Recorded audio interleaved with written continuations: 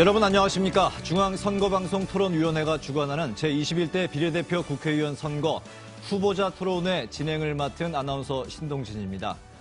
오늘 토론회는 4월 15일에 실시되는 제21대 국회의원 선거를 앞두고 각 정당의 정책과 공약을 상호 비교하는 데 도움을 드리기 위해서 마련한 자리입니다. 오늘은 그 첫 번째 시간인데요. 사회 경제 분야를 중심으로 앞으로 2시간 동안 생방송으로 토론이 진행이 되겠습니다. 먼저 오늘 각 당을 대표해서 참석하신 분들 앉아 계신 순서대로 소개해 드리겠습니다. 먼저 정의당 김종철 후보자입니다. 안녕하십니까. 정의당 김종철입니다. 민생당 정혜선 후보자입니다. 네, 안녕하세요. 민생당 비례대표 1번 정혜선입니다. 반갑습니다. 더불어시민당 정필모 후보자입니다. 예, 안녕하십니까. 문재인 정부와 함께하는 더불어시민당 정필모입니다. 열린민주당 주진영 후보자입니다. 네, 안녕하십니까. 열린민주당 주진영입니다. 미래한국당 김종석 토론자입니다. 네, 안녕하세요. 미래한국당 김종석입니다. 네, 방금 소개해드린 토론자의 좌석과 발언 순서는 사전에 추첨으로 결정됐음을 말씀드리겠습니다. 오늘 토론 주제는 경제위기 극복 방안과 복지 정책입니다. 토론의 진행 방식은 먼저 각 당의 사회 경제 분야 대표 공약을 시작 발언으로 듣고 이어서 2개의 주제에 대해서 각각 사회자 공통 질문 후에 토론자 간의 자유 토론을 펼치게 됩니다. 그리고 마지막으로 마무리 발언 순서로 진행하게 되겠습니다. 공정하고 원활한 진행을 위해서 토론자들께서는 정해진 발언 시간을 잘 지켜주시기를 바랍니다. 첫 번째 순서 시작하겠습니다. 국회의원 선거에서 각 당의 사회 경제 분야의 대표적인 공약, 특징적인 정책들을 소개할 수 있는 기회인데요. 시간은 2분씩 드리겠습니다. 먼저 정의당 김종철 후보자 시작 발언하시죠. 예, 코로나 사태를 함께 극복하고 계신 국민 여러분께 감사와 격려 말씀드립니다. 오늘은 상황이 상황이니만큼 코로나 중심으로 좀 말씀을 드리겠습니다. 이번 코로나 사태는 전례가 없는 사태입니다. 우리가 이번에 방역에 성공해서 어떤 위기를 극복한다 하더라도 유럽이라든가 미국이라든가 이런 나라들이 경제가 상당히 위기로 올 수 있기 때문에 수출로 지탱해온 우리 경제에 심각한 타격이 계속될 수 있습니다. 그렇기 때문에 전례 없는 사태에는 전례 없는 대응을 해야 합니다. 먼저 코로나19로 국민들의 소득이 급감했습니다. 이 소득을 보존해줘야 국민들의 어떤 소비도 살아나고 경제가 계속 유지가 될 수 있습니다. 정의당은 전 국민 재난기본소득 100만 원 지급을 주장하고 있습니다. 둘째, 자영업자와 소상공인의 타격이 막대합니다. 이분들이 문을 닫지 않도록 숨통을 틔워줘야 합니다. 50조 긴급 대출을 실시하되 안심하고 대출을 받을 수 있도록 5년 만기 무이자 대출을 실시하고 이자 보전분 같은 경우에는 정부가 재정을 해야 할 것으로 판단합니다. 아울러 임대료 지원 명목으로 3달 300만 원치를 지원을 하고 공과금 등을 면제해 줘야 할 것입니다.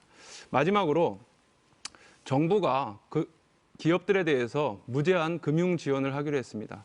잘한 일이라고 생각하지만 원칙이 있어야 합니다. 정부 지원을 받은 기업들이 만약 노동자를 해고한다면 이것이 무슨 소용이 있겠습니까?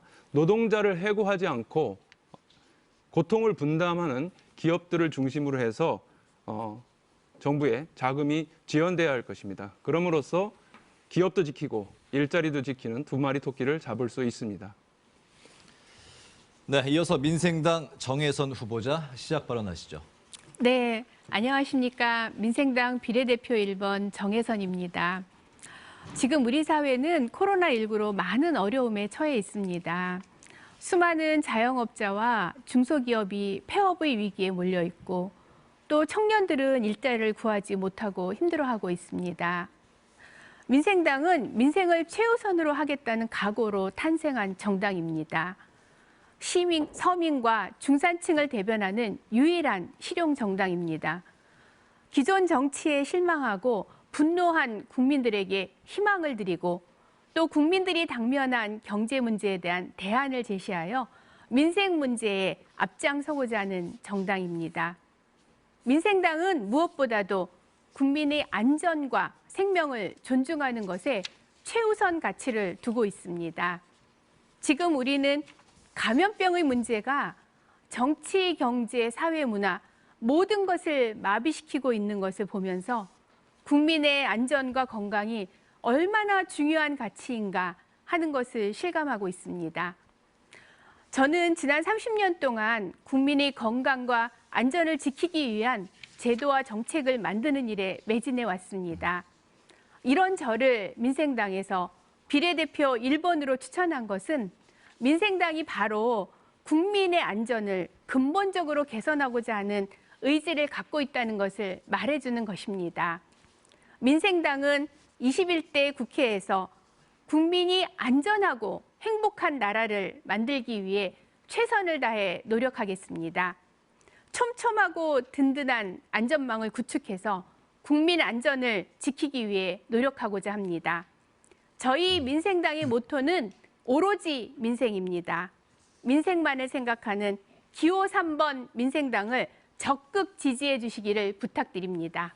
감사합니다. 네, 더불어시민당 정필모 후보자 시작 발언하시죠. 예, 존경하는 국민 여러분, 요즘 정말 걱정이 많으실 겁니다.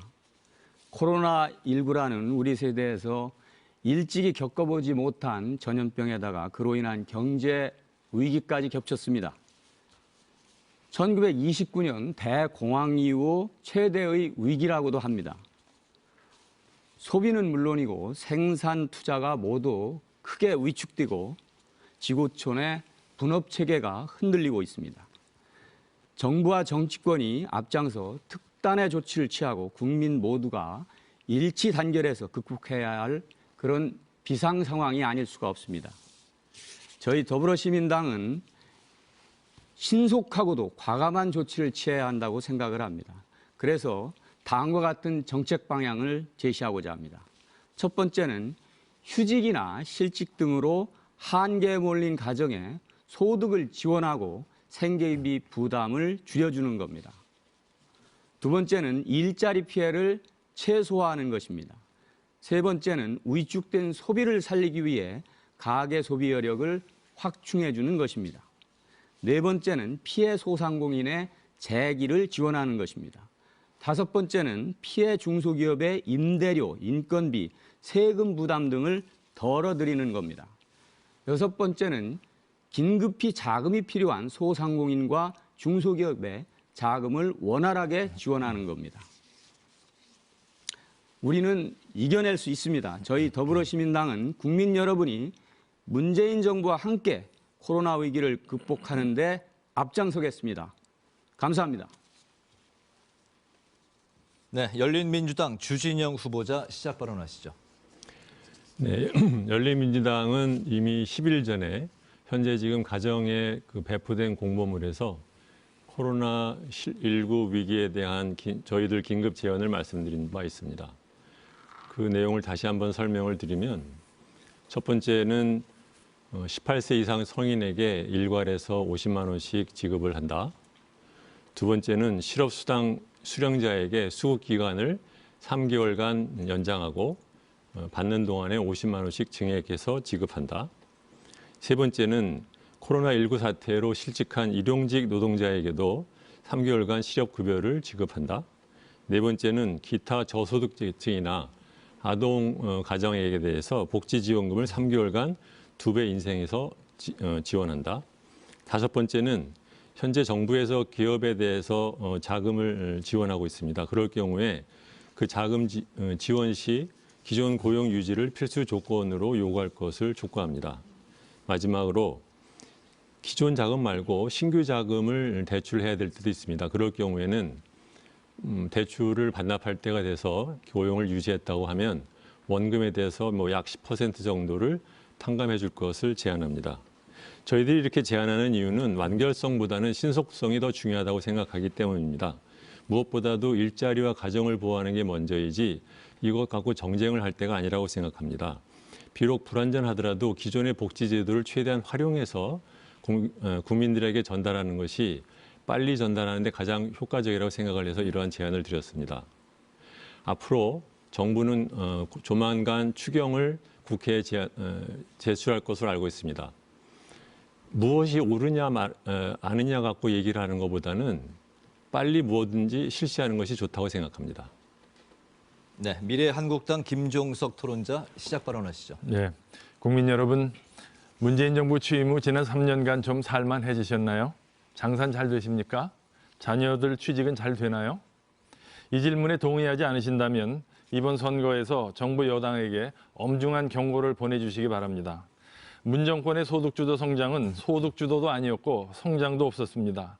오직 국가주도의 빈곤, 실업주도의 몰락이었을 뿐입니다. 소득주도 성장이라는 현 정권의 경제정책은 탈원전 정책과 함께 한국 경제에 대한 자해 행위의 다름이 아니었습니다. 이것을 막아야 합니다. 미래한국당은 현 정권의 관치 계획경제로부터 민간의 경제적 자유와 창의가 존중받는 자유시장 경제로 전환하겠습니다. 그러나 지금 무엇보다도 시급한 것은 코로나 바이러스 재난으로 인해 한계 상황에 몰린 기업, 소상공인, 자영사업자, 실직자 그리고 영세 가구를 보호하는 것이 되어야 합니다.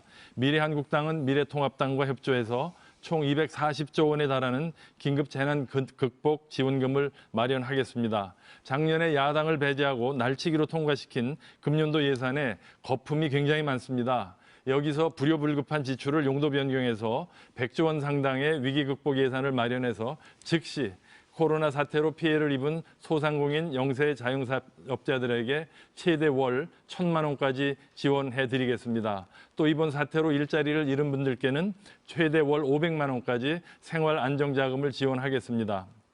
직접 피해를 입은 국민들로부터 우선적으로 신속하게 충분히 그리고 위기가 끝날 때까지 반복적으로 지원을 해드리겠습니다.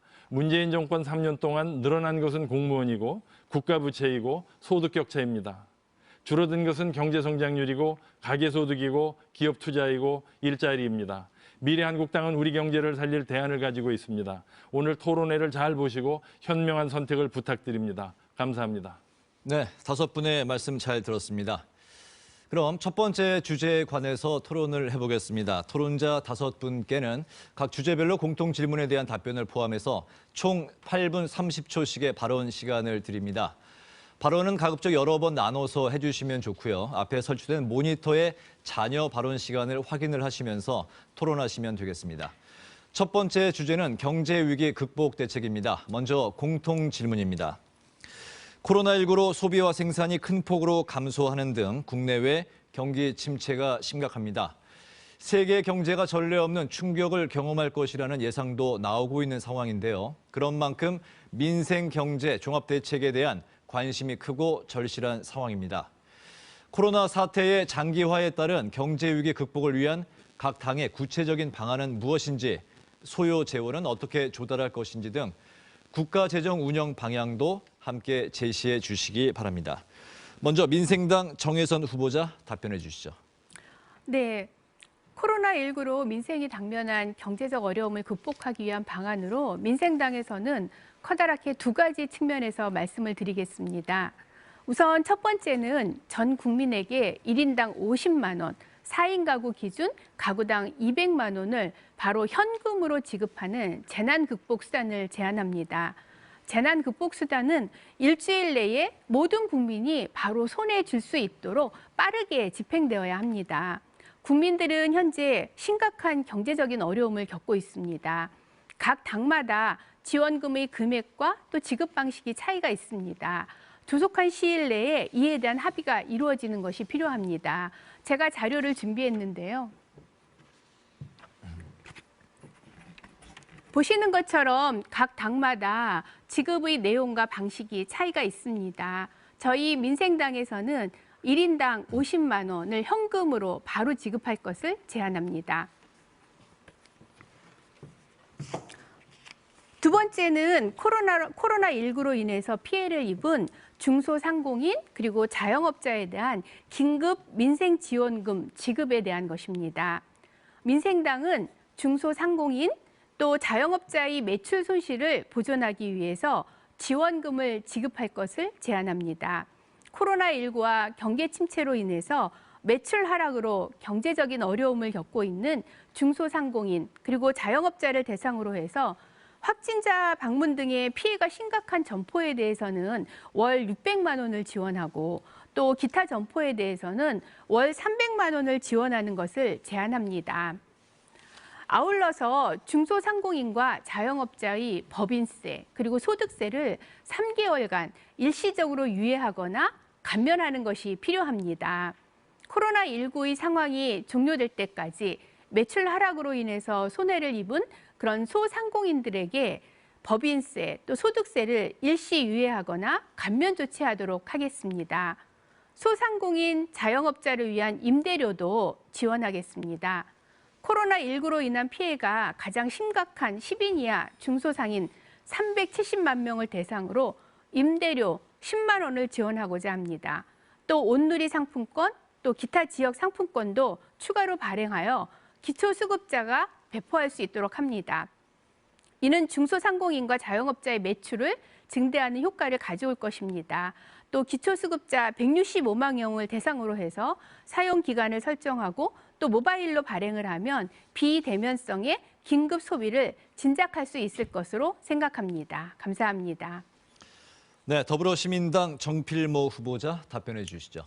예, 지금은 정말 망설일 여유가 없습니다. 저희 더불어시민당은 소득 하위 70% 이하 1,400만여 가구에만 100만 원씩 지급하기로 한 긴급 재난지원금의 지급 대상을 모든 가구로 확대할 것을 제안합니다. 정부도 이 부분에 대해서는 어느 정도 검토를 하고 있는 것으로 알고 있습니다. 이게 70% 이하로 한정하면은요, 예컨대 71%에 해당하는 가구는 그 불만을 갖게 되고 하나의 어떤 절벽이 생기게 되죠. 이것은 또 그 대상 선정 기준도 이제 복잡해져 가지고요. 행정적 낭비도 심합니다. 아예 이제 100%로 확대하고 연말 근로소득 정산이라든지 후년 5월에 그 종합소득세 신고할 때 고소득자분들로부터는 소득 수준에 따라서 일정 부분 이렇게 환수하는 그런 게 합리적이고 효율적이라고 생각을 합니다.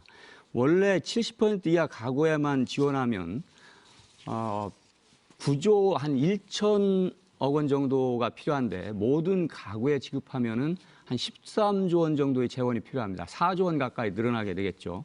이를 위해서 야당도 이제 2차 추경에 적극적으로 좀 협조해 주실 것을 당부드리고요. 이 가운데 상당수는 나중에 이제 고소득자 위주로 세금으로 환수하면 된다는 말씀을 다시 한번 드리겠습니다. 잘 아시다시피 현재는 정말 큰 불이 난 그런 상태 아닙니까? 이런 상황에서 물을 아끼는 것은 정말 잘못된 생각입니다. 진화용 수주의 물은 나중에 다시 채워넣으면 됩니다. 나라의 재정 사정이 나아지면은 다시 넣으면 된다는 그런 뜻입니다. 한 가지 저희가 꼭 말씀드리고 싶은 것은 정말 이 부분에 있어서는 미중의 이 위기를 맞아서 정말 야당도 추경 편성이라든지 이런 거에 적극적으로 협조해 주셨으면 하는 바람을 갖고 있다는 말씀을 드리겠습니다. 열린민주당 주진영 후보자 답변해 주시죠. 네, 세 분 말씀을 들으면서 제가 들은 생각이 지금 이런 모든 논의는 결국은 정부가 국회에 어떠한 추경안을 내놓느냐에 의해서 대부분이 결정이 되는데 의석수도 많지 않은 당들이 이런저런 얘기를 막 하겠다 말을 하는 것이 실제로 무슨 의미가 있는가라는 생각이 좀 들었습니다. 저는 이미 말씀드렸듯이 10일 전에 이러저러한 방안을 말씀을 드렸지만 그 이후에 이제 정부가 점점점 구체적인 방안이 드러나면서 왜 정부가 저런 방향으로 가게 되었을까를 좀 더 생각을 해봤습니다. 첫 번째로는 제가 알기로는 기재부에서 처음 냈던 안은 중위소득 100% 기준으로 50%의 국민에게 지원을 하자라는 안을 갖고 갔는데 그랬는데 더불어민주당에서 그것으로는 부족하다고 해서 70%로 올린 걸로 압니다. 그런데 그 이유를 가만히 생각해 보면 우리나라가 지금 행정정보상으로 중위소득 100% 아래의 사람들에 대해서는 기본적으로 신고제를 운영하기 때문에 비교적 파악이 정확하게 돼 있습니다. 그런데 이제 50%를 넘는 순간에 그 이상의 가구에 대해서는 소득 파악이 안 돼 있는 것이죠. 이것을 빠른 시간에 지불하는데 이 정보를 갖다 개선하기는 어렵습니다. 그래서 정치적으로는 더 많은 사람한테 주는 것이 좋지만 현실적으로는 그것이 어렵다. 이 문제를 정부가 갖고 고민을 하고 있는 것 같습니다. 그렇다고 하면 제가 다시 말씀드렸듯이 지금 와가지고 시간 누가 더 좋느냐 얘기하는 것은 좀 의미가 없고 그보다는 우선 정부 안이 갖고 오면 그것을 빨리 국회가 통과를 시키고 그것으로도 부족하면 그 다음에 가서 재차 다른 방책을 강구하는 것이 좋다고 생각합니다. 네, 미래한국당 김종석 토론자 답변해 주시죠. 네, 지금 한국 경제의 어려움이 코로나 바이러스 때문이 아니죠. 사실은 이 사태가 발발되기 전부터 한국 경제는 현 정부의 잘못된 소득주도 성장 정책 때문에 기저질환에 걸려 있었습니다. 기저질환으로 한국 경제가 지금 위기 국면으로 가고 있다는 지적은 국내외의 많은 전문가들이 이미 이야기했고 디플레이션의 우려, 일본형 장기 침체 우려가 이야기되던 중에 설상가상으로 지금 바이러스 위기가 터진 겁니다. 기저질환을 앓고 있던 환자가 지금 치명상을 입은 겁니다. 그런데도 문재인 정부는 실패한 경제정책을 계속 밀고 가겠다고 합니다. 이것을 막아야 합니다. 이 점에 관해서는 나중에 더 말씀드리겠습니다만 오늘 지금 네 분의 모두 발언에서 공통적인 것이 저희도 공감합니다. 지금 실직을 해서 한계 상황에 몰린 가구들, 당장 내일 먹을 거, 다음 달 월급을 걱정하는 분들에게 생활안정자금 드려야죠. 그걸 누가 반대하겠습니까? 또 지금 매출이 줄어서 당장 인건비와 제세 공과금을 못 내서 휴폐업을 고민하는 사업주들이 있습니다. 일터가 살아야 이 위기가 끝난 다음에 돌아갈 직장이 있는 거 아니겠습니까? 이거에 대해서 어느 당이 반대합니까? 이제 오늘 우리가 토론하고 싶은 것은 누가 더 신속하게 실질적으로 필요한 사람에게 가느냐를 문제 제기를 하는 겁니다. 지금 모두 다 추경을 만들어서 국회의 심의를 받자고 하는데 지금 4월 달에 임시국회를 열어도 추경이 완성이 돼서 집행되려면 6월 이후가 됩니다. 지금 저희는 그런 얘기할 때가 아닙니다. 지금 어제 저희 당에서는 긴급 재정명령권, 헌법에 있는 대통령의 권한입니다. 이것을 빨리 발동을 해서 모든 국민들에게 일단 50만 원씩 지급을 해서 이 위기를 넘기자. 병원에서도 생명이 넘어가는 환자가 오면 기저질환보다 우선 연명장치부터 하는 거 아닙니까? 지금 저희 당은 우선 한국 경제의 숨이 끊어지기 전에 연명장치, 긴급 재난구조를 하고 그 다음에 기저질환, 한국 경제의 경쟁력과 체력 강화를 하는 정책을 펼 것을 주장하는 겁니다. 정의당 김종철 후보자 답변해 주시죠. 예, 지금 모든 후보자들께서 굉장히 많은 재정을 투여해야 된다 이렇게 말씀을 하셨기 때문에 저희도 같은 입장인데 그거에 대해서 추가로 설명드리지는 않고 다만 이제 국민들께서 이 보시는 시민들께서 그러면 그 많은 재정을 어떻게 마련할 거냐 그리고 그것이 우리나라 국가 재정에 큰 부담이 되지 않을 거냐라는 걱정을 하실 것 같아서 그 부분에 대해서만 말씀을 좀 드리겠습니다.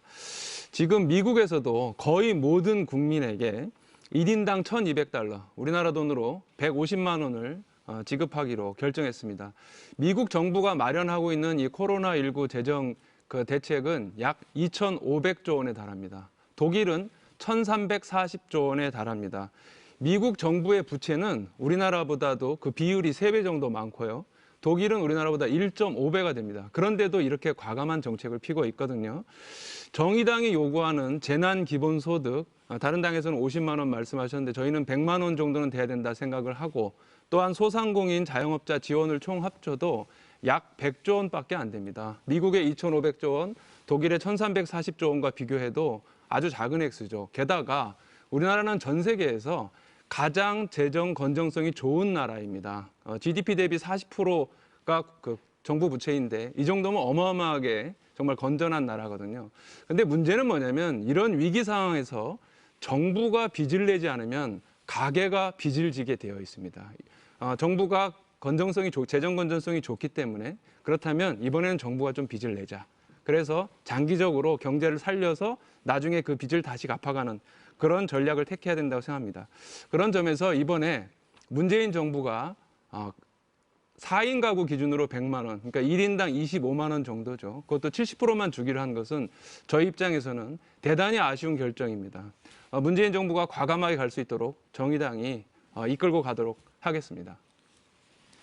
네, 이렇게 해서 5분의 답변을 모두 들었습니다. 이제 바로 자유토론으로 이어갈 텐데요. 자신들의 자녀 시간을 확인을 하시면서 토론을 해주시면 되겠습니다. 먼저 민생당 정혜선 후보자부터 발언해 주시죠. 네, 더불어시민당의 정필모 후보님께 여쭙겠습니다. 지금 정부하고 여당이 마련한 긴급재난지원금의 기준은 건강보험료를 기준으로 하고 있습니다. 그런데 자영업자의 경우에는 소득이 재작년의 분위기이기 때문에 매출 감소를 반영할 수가 없습니다. 또 현재는 긴급한 그런 재난 상황입니다. 그런데 금액을 소득의 하위 70%에 지급을 하겠다 이렇게 하셨는데 그러다 보면 하위 70%를 선별하는데 행정력과 시간이 굉장히 많이 소요가 됩니다. 긴급성을 감안할 때 전 가구에 보편적으로 지급하는 것이 필요하다고 생각하는데 이것은 어떻게 생각하시는지 여쭙고 싶고 또 현재 재난 상황으로 인해서 이 자영업자와 소상공인들은 전기료도 내야 하고 임대료도 내야 합니다. 그러려면은 현금으로 지급하는 것이 맞는데 이거를 지역 화폐 등으로 지급을 하게 되면 긴급한 수요에 적절히 대응을 할 수가 없습니다.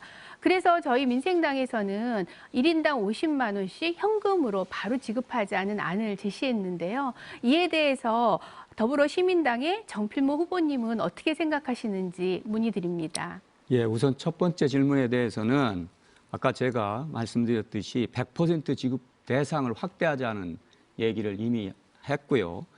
그 얘기는 다시 얘기해서 이 소득 기준이 제대로 마련되지 않은 상태에서 행정적 절차나 이런 데 시간이 걸리기 때문에 굉장히 비효율적인 측면이 있어서 전부 일단 지급을 해놓고 나중에 고소득자로부터는 그 연말정산이나 종합소득세 신고 때 이걸 환수하는 방식으로 하면은 굉장히 합리적이라고 생각하기 때문에 그런 제안을 먼저 드린 겁니다. 그다음에 그 자영업자분들 여러 가지 고통이 심한데 뭐 전기료라든지 여러 가지 이제 감면해주는 방안에 대해서는 물론 이제 뭐 그 쿠폰이라든지 또는 뭐 지역화폐 이게 뭐 한계가 있을 수 있죠. 가능하면은 현금 지원이 굉장히 좋다고 생각합니다. 그 얘기는 뭐 이게 사실은 어느 때보다도 그 급박하게 이루어지는 이런 위기 상황에서 생존에 내몰린 분들한테는 가능하면은 직접적으로 어떤 혜택이 갈 수 있는 그래서 사실은 통화 정책보다는 신속하고 빠른 효과가 있는 재정 정책을 쓰자는 얘기도 하는 겁니다. 네, 이어서 미래한국당 김종석 토론자 말씀하시죠. 네. 지금 오늘 아침에 지금 이 자리에서 제가 느낀 건데 그 정부가 지금 하위 70% 가구에게 지급하겠다는 것을 지금 이제 자매정당인 더불어 시민당에서는 100%로 지금 수정 제안을 하신 것이고 저도 반갑게 생각을 합니다. 지금 신속하게 우선 극복을 해야 되는 단계에서 소득을 줄을 세운다는 것은 마스크 줄 세우기에 또 소상공인 대출 줄 세우기에 돈 받는 줄 세우기까지 세우겠다는 걸로 들려서 전 처음에 상당히 의아하게 생각을 했습니다. 그만큼 현 정부가 지금 기획재정부와 이 내각이 얼마나 이 방안을 졸속으로 만들었는지를 보여주는 저는 증거라고 생각을 합니다. 다시 한번 강조하지만 국회를 통해서 21대 국회 개원한 후가 될지도 모르지만 추경으로 해서 한다면 금년 하반기에 나가는 돈입니다.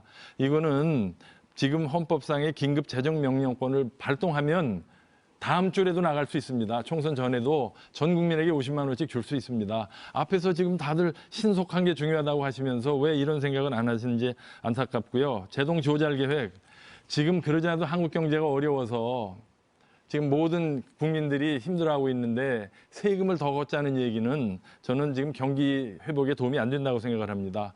지난 정기국회에서 예산심의 때 1+4 소위 여당 코얼리션이 날치기 통과를 시켰습니다. 저도 국회의원이었지만 예산안이 통과된 다음에 받아봤습니다. 내용을 보면요, 어이가 없는 게 굉장히 많습니다. 무슨 정부 청사 증개축, 국제회의, 해외 출장, 무슨 해외 원조, 남북협력기금 이런 게 지금 코로나 위기 극복보다 급한 지출 아니잖아요. 이런 거 잘라내면요, 저희가 보니까 최소한 100조 만들 수 있습니다. 세금 안 걷고 낭비성 예상 줄이면 충분히 26억 정도 전 국민에게 50만 원씩 주는 거 이번 주 내로 실행할 수 있다는 점을 말씀을 드리겠습니다. 네, 정의당 김종철 후보자 말씀하시죠.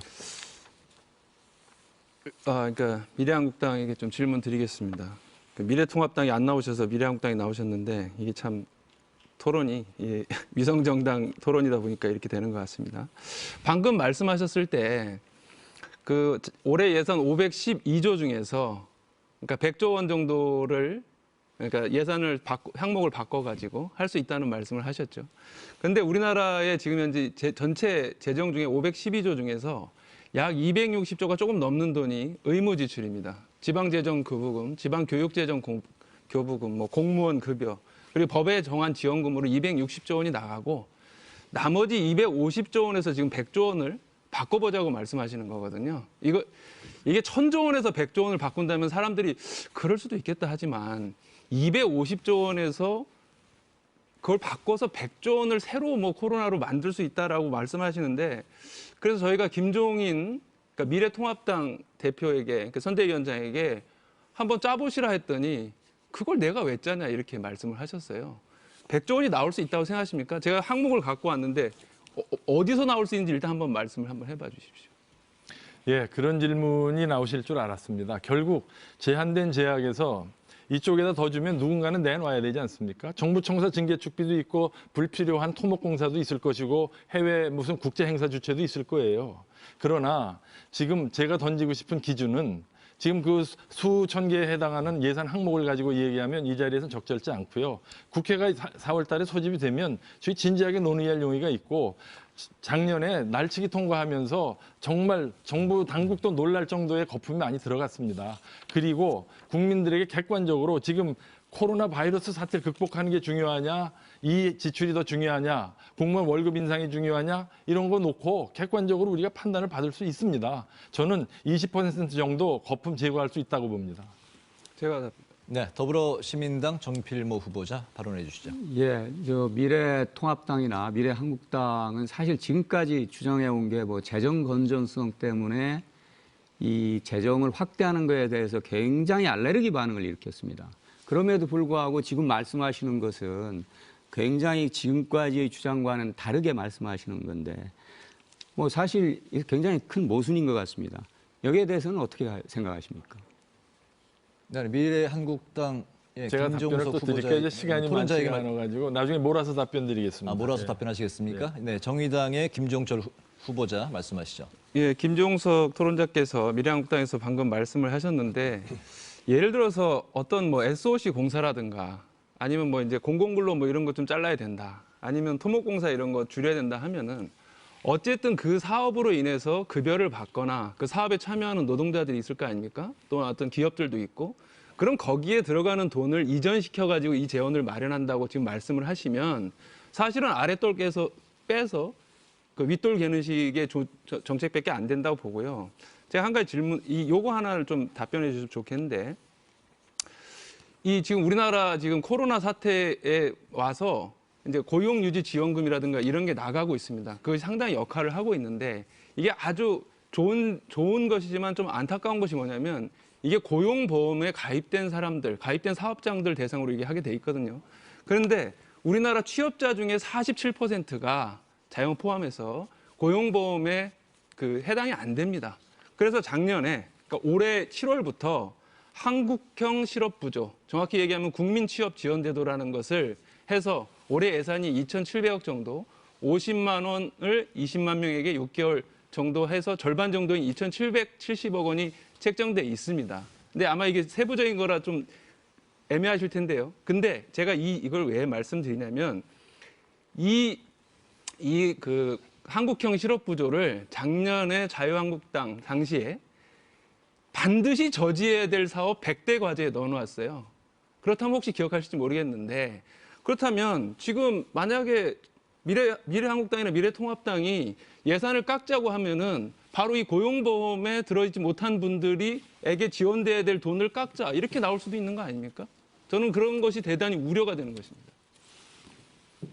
네, 미래한국당 김종석 토론자에게 또 질문을 하신 것 시간을 같은데. 최대한 아껴서 간단하게 요점만 말씀을 드리겠습니다. 예, 지금 기존 짜진 예산을 절약해서 100조 원의 재난기금을 만들자는 것은 재정 건전성을 걱정한 조치입니다. 절대로 훼손시키는 게 아니고요. 그다음에 아랫돌 윗돌 얘기하셨는데 작년에 편성된 예산은 평상시 예산입니다. 그리고 날치기 예산입니다. 그 내용을 보면은 아주 한가하기 짝이 없는 낭비성 예산이 많습니다. 지금 그래서 지금 실업보험 얘기하셨는데 저희가 지금 당초에 지금 피해를 보는 가구에 도움을 주기 위해서 1인당 피해 보지 않은 사람까지 똑같이 나눠주는 거에 대해서 우려했던 것은 이미 대한민국의 실업수당, 기초생활보장제, 근로장려세제 등 저소득 가구를 보호하기 위한 장치가 있습니다.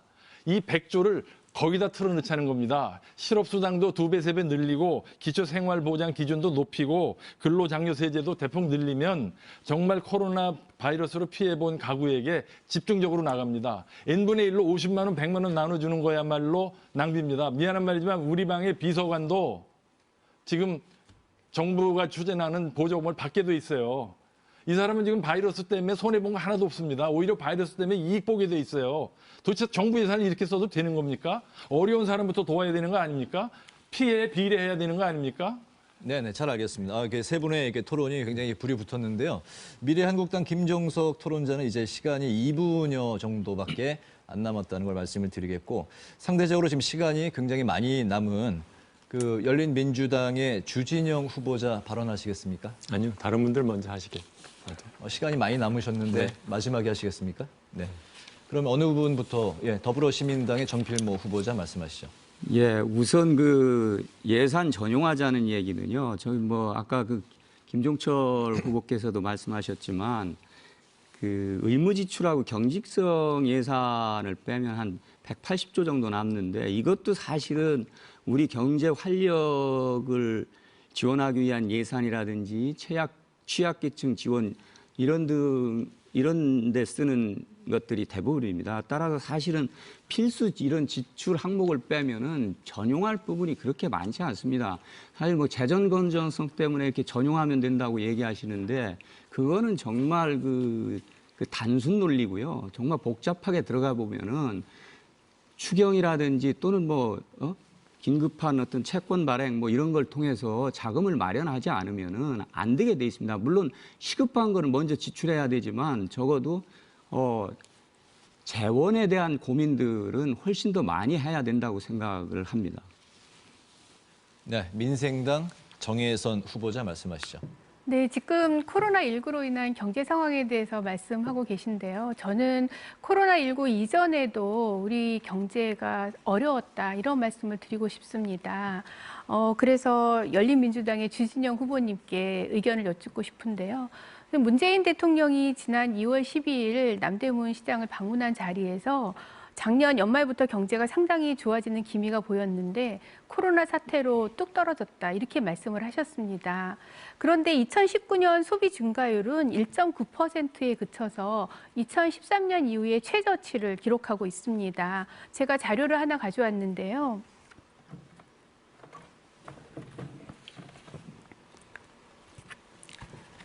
이 자료를 보시면 코로나가 본격화되기 그 이전부터 우리의 생산, 또 소비, 그리고 투자 모두 감소하는 이런 경향을 보이고 있습니다.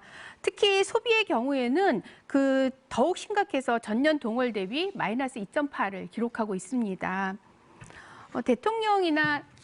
대통령께서 또 그리고 청와대 정책실장 등은 소득 주도 성장 효과가 곧 나타날 것이다 이렇게 말씀을 하셨는데 실제로 소비는 전년에 비해서 계속 감소하는 이런 추세를 보이고 있습니다. 또 정부는 2018년 12월에는 2019년이 되면 2.7% 성장할 것이다 이렇게 예측했고 또 작년 7월에는 또 수정해서 2.5%로 낮추더니 이제 실제로 성장률은 2008년에 금융위기 이후 최저치인 2.0%에 불과했습니다. 이런 것들을 볼 때 2009년의 투자도 역시 마이너스 8.2%를 기록해서 그 감소율이 2018년에 마이너스 2.4의 3.4배를 기록했습니다. 투자는 경제 성장의 기본적인 원동력입니다. 기업이 투자를 안 하는 것은 특히 투자량이 마이너스라는 것은 기존의 설비에 대한 유지 보수도 하지 않고 또 공장의 시설을 축소하는 것을 의미합니다. 이미 코로나 이전에도 우리 경제의 생산과 고용 이런 것들이 암울했다는 것을 의미하기 때문에 정부의 정책 전환이 필요하지 않나 그렇게 생각을 합니다. 저희 민생당에서는 경제 위기를 극복하고 또 경제 활력 제고를 하기 위해서 공공부문 개혁, 또 규제 개혁 이런 것들을 준비하고 있는데요. 이런 것들에 대해서 주진영 후보는 혹시 어떻게 생각하시는지 의견을 여쭙니다. 네, 열린민주당 주진영 후보님 말씀하시겠습니까? 네. 문재인 정부의 소득주도 성장이 바라던 만큼의 성과를 거두지 못했다는 것은 많은 국민들이 이미 알고 계십니다. 또 작년까지 계속해서 경제 성장률이 내려갔다는 것 부인하지 못할 겁니다. 제가 보기에는 그 원인은 크게 보면 이제 두 가지가 있는 것 같아요. 하나는 해외 경기가 수축하는 것에 의한 영향도 무시하지 못한다. 예를 들면 우리나라 수출이 재작년보다 작년에 많이 줄었습니다. 이것은 뭐 우리가 특별히 뭘 못해서가 아니라 반도체 경기라든가 아니면 전체적으로 유럽 경기가 마이너스 성장에 가까운 성장을 하는 영향 같은 것도 있었다고 봅니다. 그렇지만 그와 마찬가지로 국내 전체적으로도 우리나라가 장기적으로 구조전환을 해야 되는데 그것을 하지 못하면서 천천히 내려가는 그러한 그 장기적인 하강의 힘을 벗어나지 못했다라는 것은 그건 뭐 모든 사람이 다 아는 거라고 생각을 해요. 그것이 특별하게 어떤 특정 정권의 정책 때문인지, 왜냐하면 이러한 문제는 이명박 정권, 박근혜 정권에서도 계속되었던 것이기 때문에 저는 사실 뭐 이런 얘기 여러 번 합니다. 뭐냐면은 매년의 경제 성장률을 정부의 탓으로 돌리는 것 역시 나쁜 버릇이다. 그렇지만 정부 역시 더 잘할 수 있는 여지는 있었다. 그렇게 생각합니다. 네, 정의당 김종철 후보자 말씀하시죠. 예, 제가 자꾸 여쭤서 죄송한데 미래한국당한테 다시 한번 여쭙겠습니다. 미래한국당에서는 계속, 미래통합당도 마찬가지죠. 계속 기존에 있는 재원을, 예산을 조정해서 하면 충분히 가능하다고 말씀을 하시는데 저희 정의당에서 볼 때는 그건 절대로 불가능하고 지금 우리나라 정부 부채가 세계에서 가장 건전한 수준인 GDP 대비 40%밖에 되지 않기 때문에 이것을 5%, 10% 정도 더 늘려도 충분히 재정 마련이 가능하고 그리고 여력이 있고 그래서 국채 같은 것을 과감하게 발행해서 재정을 담보하자 이런 얘기를 하고 있는 거고요. 그래야지만 정부가 빚을 내야 가계가 더 이상 빚을 지지 않을 수 있다라는 기조하에서 이걸 계속 여쭤보는데 이걸 여쭤보고 싶습니다. 그러니까 만약에 그 100조 원을 기존의 250조 그러니까 가용 예산 그러니까 이게 좀 재량 예산으로 250조 정도가 된다고 판단하고 있는데 제가 볼 때 아주 큰 덩어리가 하나 있어요. 이 가용 예산 중에. 그게 뭐냐면 2020년 국방 예산이 올해 처음으로 50조 원이 넘었습니다. 근데 그중에 방위력 개선비라고 하는 게 신규 무기 도입하고 기존 무기 개량해서 16조 6천억입니다. 근데 이 무기 도입이라든가 개량의 상당 부분을 아마 아시겠지만 아마 미국제 무기 이런 게 당연히 들어오겠죠. 그러면 이 부분이 가장 크게 조정할 수 있는 부분인 것 같은데 이렇게 말씀하실 자신 있으신가요? 네, 어느 분한테 말씀하시는? 예, 미래한국당 김종석 후보에게 여쭤봅니다. 네, 나중에 답변하시겠습니까? 몰아서 답변하겠습니다. 나중에 말씀하시겠습니까? 네. 예, 그럼 어느 분 말씀하십니까? 더불어시민당 정필모 후보자 말씀하시죠. 자, 그 미래한국당이나 미래통합당이 사실 소득주도 성장에 대해서 정말 저주스러운 그런 비판을 퍼붓고 있습니다. 정말 이게 소득주도 성장 이거 폐지해야 할까요? 제가 도표를 하나 보여드리겠습니다. 그 외환위기 이후에 우리나라 그 국민 총소득의 그 분배율을 보겠습니다. 이게 가계 부분 지속적으로 줄어왔습니다. 대신 기업 부분은 지속적으로 늘어왔습니다. 정부 부분은 뭐 비슷합니다. 이 얘기는 뭐냐면은 기업 부분이 가계 부분의 상당 부분을 가져갔다는 그런 얘기죠. 그 얘기는 노동자들의 임금이 상대적으로 그만큼 비율이 줄었다는 겁니다. 이런 상황에서 소득주도 성장이 할 수 있는 역할이 뭐겠습니까? 가계 소득을 늘려줘서 소비를 진작시키고 그걸 통해서 내수가 살아나고 생산과 투자가 늘어나는 겁니다. 일종의 경제의 어떤 선순환 구조를 만들자는 것이죠. 소비가 제대로 이루어지지 않는데 생산과 투자가 제대로 일어나겠습니까? 그럼에도 불구하고 미래통합당과 미래한국당은 계속해서 이런 주장을 하고 있습니다. 물론 세계 경제 여건이나 여러 가지 과거 이명박 박근혜 정권 때 잘못된 경제 정책으로 인해서 문재인 정부 초기에 굉장히 어려움을 많이 겪고 있습니다. 그렇지만 이 소득주도 성장이 소비를 늘림으로써 생산과 투자를 같이 늘어나게 하는 경제의 어떤 선순환 구조를 만든다는 데 대해서는 크게 이의가 없을 것으로 생각을 합니다. 네, 이어서 어느 분 발언하시겠습니까? 미래한국당 네. 김종석 아이고, 토론자 말씀하시죠. 시간은 부족하고 큰일 났네요. 먼저 주진영 후보께서 현 정부의 경제 성과를 저조한 걸 부인하지 못하겠다고 하면서 해외 요인, 또 전 정부 탓, 코로나 탓 이렇게 하시는데 이제 통계까지 아니요, 이제 코로나 탓은 하지 않았습니다. 맞습니다. 네. 죄송합니다. 통계까지 정확하게 해주세요. 네. 하는데 지금 집권 4년 차까지 들어와서 전 정부 탓, 해외 탓 하는 것은 전 적절치 못하다고 보고요. 소득주도 성장의 근거가 되는 게 바로 지금 우리 더불어시민당의 정 후보께서 말씀하신 그건데요. 이거는 제 작년 하반기에 한국경제학회에서 학술적으로 결론이 난 얘기입니다. 그 노동소득의 비중이 감소했다는 것은 그 분석의 오류, 지금 이 자리가 기술적인 자리가 아니라서 긴 설명 안 드리겠는데 지금이라도 시청자 여러분들 인터넷 들어가셔서 소득주도 성장의 근거가 된 노동소득 비중 감소를 쳐보시면 학술적으로 그게 얼마나 오류인지 한국경제학회에서 공식적인 저널을 통해서 피어 리뷰를 통해서 결론이 난 사항입니다. 감소하지 않았고 근거가 되는 소득주도 성장은 학술적으로 근거가 틀렸다는 것을 다시 한번 강조드리고요. 정의당에서 말씀하신 거 그렇다면은 우리 예산을 조정하고 절약해서 국난 극복을 위한 자금을 마련하는데 예산 절약하지 말자는 얘기입니까? 지금 512조에 제가 거품이 많다고 했잖아요. 날치기 예산이라고 했잖아요. 그거 같이 머리를 맞대고 정의당과 함께 우리 해보자고요. 지금 우리 다 긴급 재난기금 만들자고 합의 본 거 아닙니까?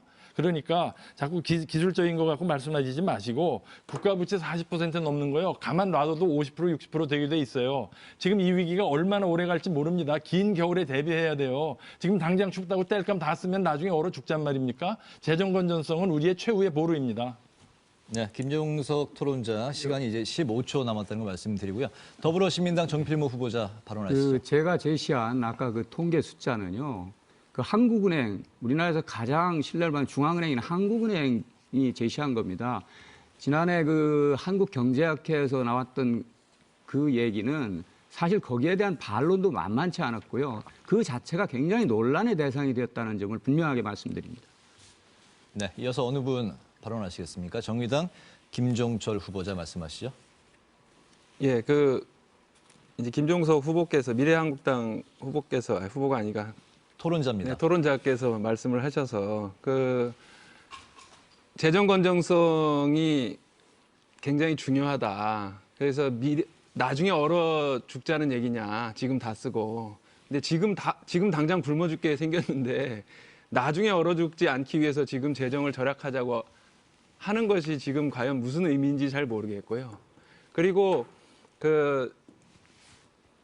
재정에 대해서 이렇게 걱정을 하시면서 또 긴급 재정 명령권으로 24조 원 정도는 그냥 막 풀 수 있다라고 하시는데 어디서 그게 나오는지에 대해서도 제가 궁금하기 때문에 계속 여쭤보는 겁니다. 그리고 방위력 개선비 아까 말씀드린 신규 무기 도입에 대해서는 답변을 안 하신 걸 보니까 그것은 건드실 생각이 없다.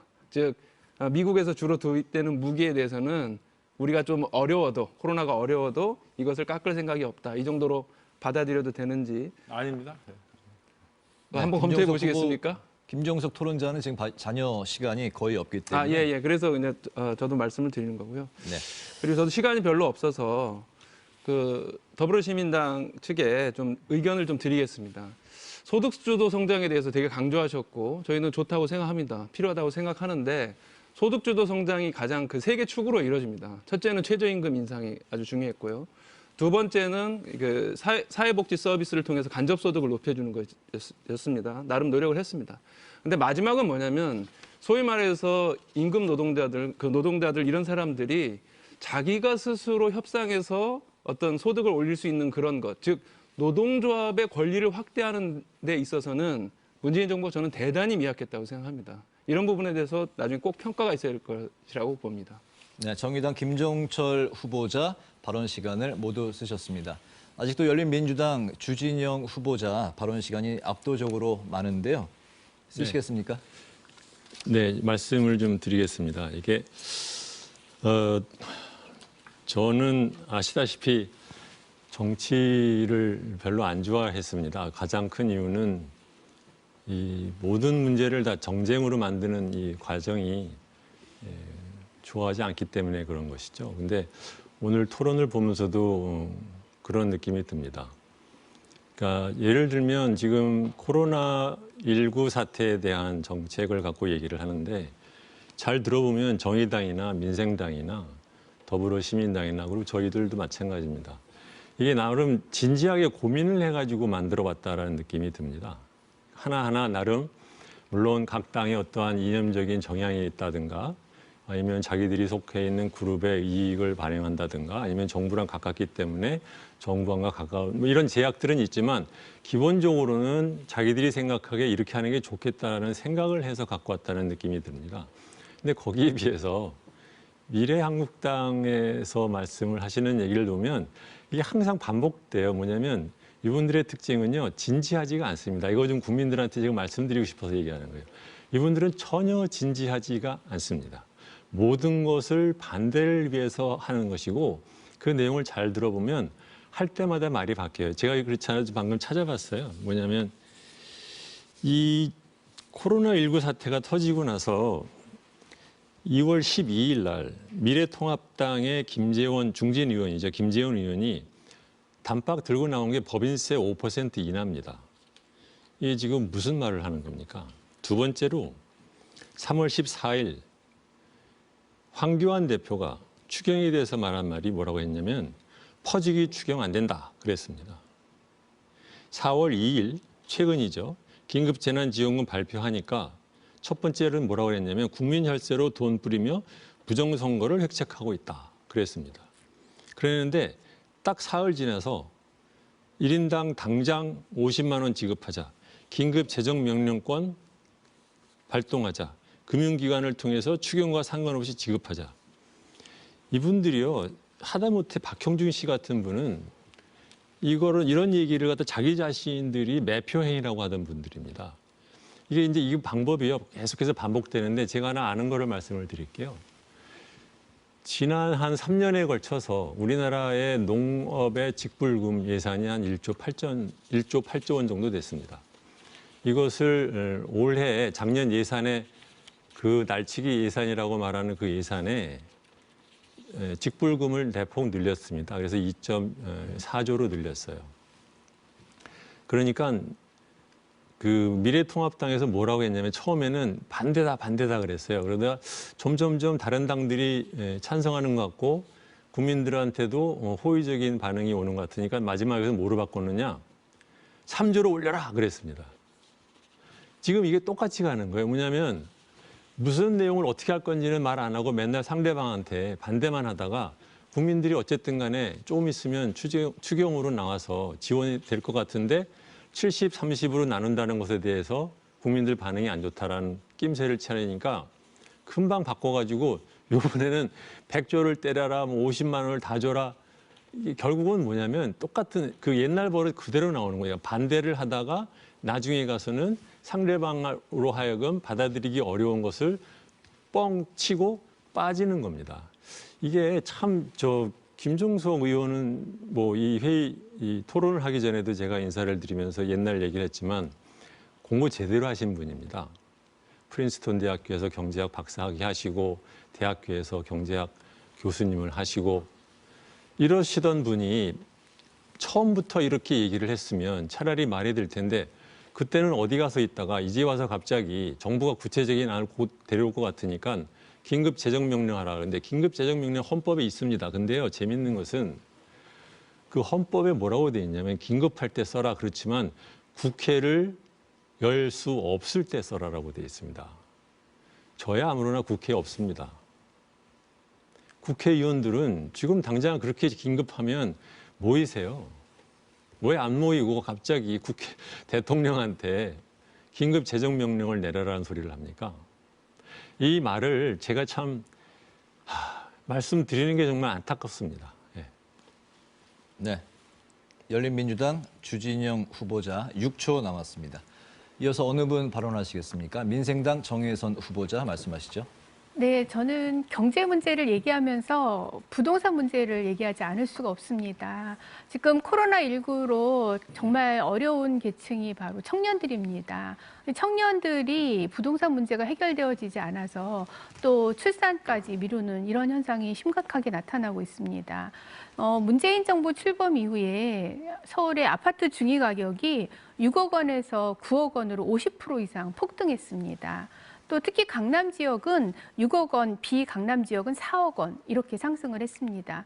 이 주거 문제는 바로 서민들의 가장 기본적인 문제이고 또 세계에서 유례를 찾아볼 수 없을 정도로 저출산 문제를 일으키는 핵심적인 원인입니다.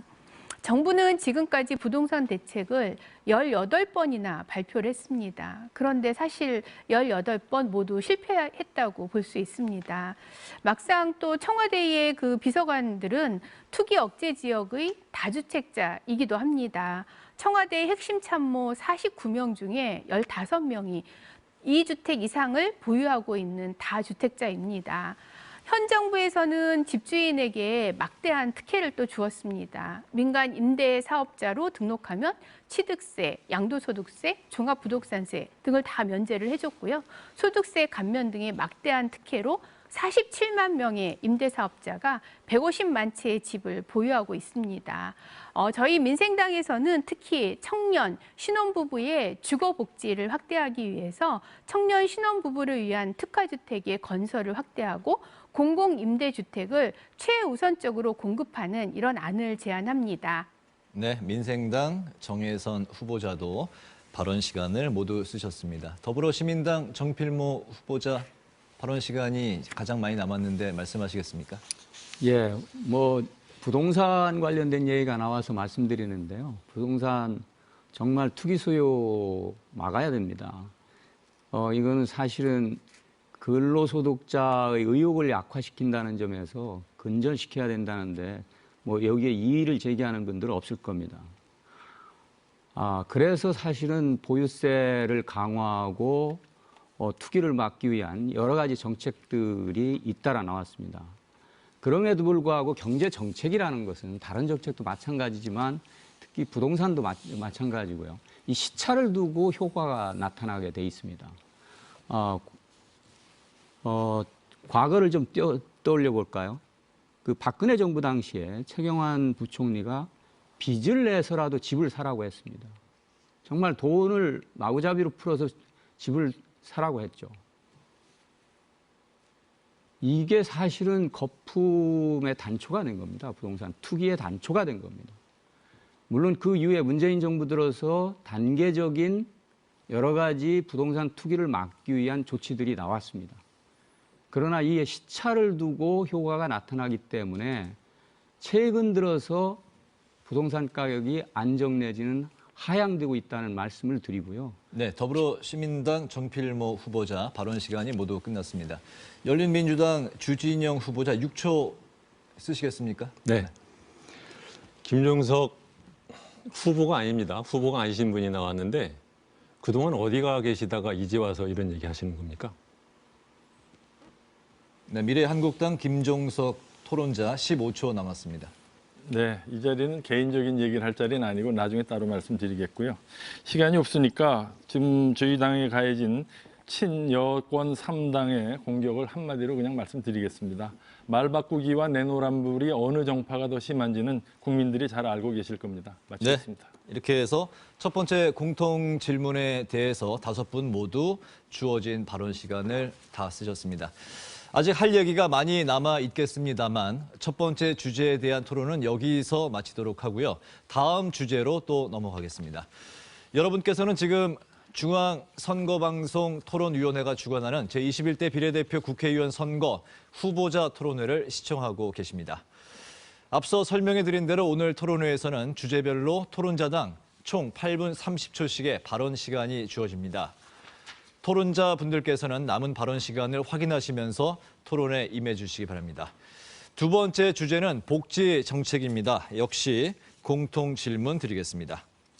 선거 때가 되면 각 정당에서는 다양한 복지 정책과 공약을 내놓습니다. 그리고 재원 마련 방안 등 실현 가능한 정책인지 공방이 벌어지곤 하는데요. 이번 선거에서도 저출산 고령화에 따른 복지 정책과 취약계층에 대한 지원 방안 등 다양한 정책들을 준비했을 것 같습니다. 각 당이 가장 중점을 두고 있는 복지 정책은 무엇인지, 다른 정당과 차별화되는 부분은 어떤 것이 있는지 말씀해 주시기 바랍니다. 먼저 더불어시민당 정필모 후보자 답변해 주시죠. 예, 흔히 복지라고 하면은 경제적인 측면에서 취약계층의 생활을 보장하는 그런 지원 제도를 떠올리죠. 물론 뭐 그것도 중요합니다. 저희 더불어시민당이 그 같은 복지 지원을 강화하는 데 앞장서려고 합니다. 문재인 정부와 함께 저소득층, 어르신, 장애인, 어린이 등이 보다 행복한 생활을 영위할 수 있도록 복지 정책을 확대 강화해 나갈 것입니다. 하지만 이제 복지의 개념과 대상도 확대돼야 한다고 생각을 합니다. 질병, 범죄, 환경오염으로부터 국민을 보호하고 안전을 지키는 일도 무엇보다 중요한 복지입니다. 코로나19로 인해 국민의 생활과 생명이 위협받고 있는 이런 상황에서 최대의 복지는 질병으로부터 국민을 보호하는 일입니다. 저희 더불어시민당은 감염병으로부터 안전한 대한민국을 만들겠습니다. 이를 위해 특히 공공의료체계의 강화가 시급합니다. 그 일환으로 질병관리본부를 질병관리청으로 승격하고 권역별로 감염병 전문병원을 건립하는 한편 국립감염병연구소를 건립하도록 하겠습니다. 열린민주당 주진영 후보자 답변해 주시죠. 네, 열린민주당의 대표적인 복지 공약 2가지를 말씀드리겠습니다. 첫 번째는 어린이집과 유치원에 지원하는 예산을 가정에 직접 지급하도록 하겠습니다. 둘째는 건강보험료 책정 시 소득 기준으로 일원화하겠습니다. 첫 번째 정책을 다시 한번 설명을 드리면 어린이집과 유치원에 지원하는 예산을 가정에 직접 지급하겠습니다. 현재는 보육료와 유치원비를 바우처로 지급을 하고 있습니다. 그래서 어린이집과 유치원에 아이를 보내지 않는 가정에게는 따로 보육수당을 지급하지만 그 돈이 아동시설에 보내는 돈보다 적습니다.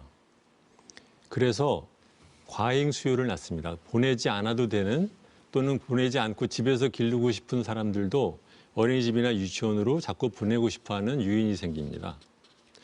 또 갓 태어난 아이로부터 한 3살 정도까지는 꼭 그게 이렇게 어린이집이나 유치원으로 보내는 것이 잘하는 게 아닙니다. 서구에서도 보면 자기가 받은 아동수당으로 가족한테 맡기거나 동네에 있는 이웃한테 맡기거나 이렇게 해서 기르는 것이 더 좋을 수도 있습니다.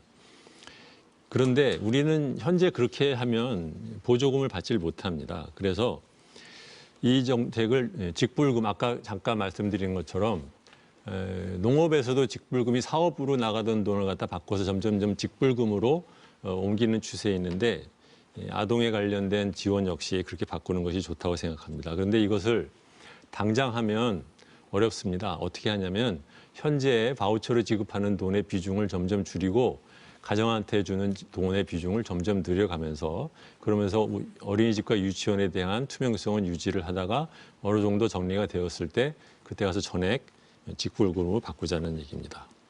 두 번째로는 건강보험료 책정 기준을 소득 기준으로 하는 겁니다. 현재는 근로소득자는 그냥 근로소득에 대해서 매기는데 자영업자라든가 아니면 지역가입자들은 재산이나 자동차를 포함시켜서 건강보험료를 매깁니다. 그래서 도리어 직장을 다니다가 그만둔 경우에 도리어 건강보험료가 올라가는 경우들이 많은 거죠. 이것을 저희들은 바꾸고 싶습니다. 어떻게 하냐면 우선 현재처럼 근로소득만 계산을 하지 않고 전체 소득을 다 감안해서 반영하겠습니다.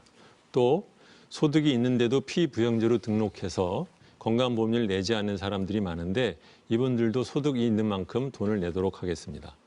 이렇게 하면 저희들이 조사한 바에 의하면 자영업자나 영세업자들의 건강보험료도 줄 뿐이 아니라 심지어는 근로소득자의 건강보험료도 준다고 합니다. 저희들은 이 두 가지를 크게 대표적인 공약으로 말씀드립니다. 미래한국당 김종석 토론자 발언하시죠. 네. 지금 이 복지에 관해서는 사실은 그 좌파와 우파 사이의 이념적 차이가 굉장히 큰 영역입니다. 한쪽은 격차가 문제라고 보고 있고 우파는 빈곤 해소가 더 우선이라고 보는 것 같아요.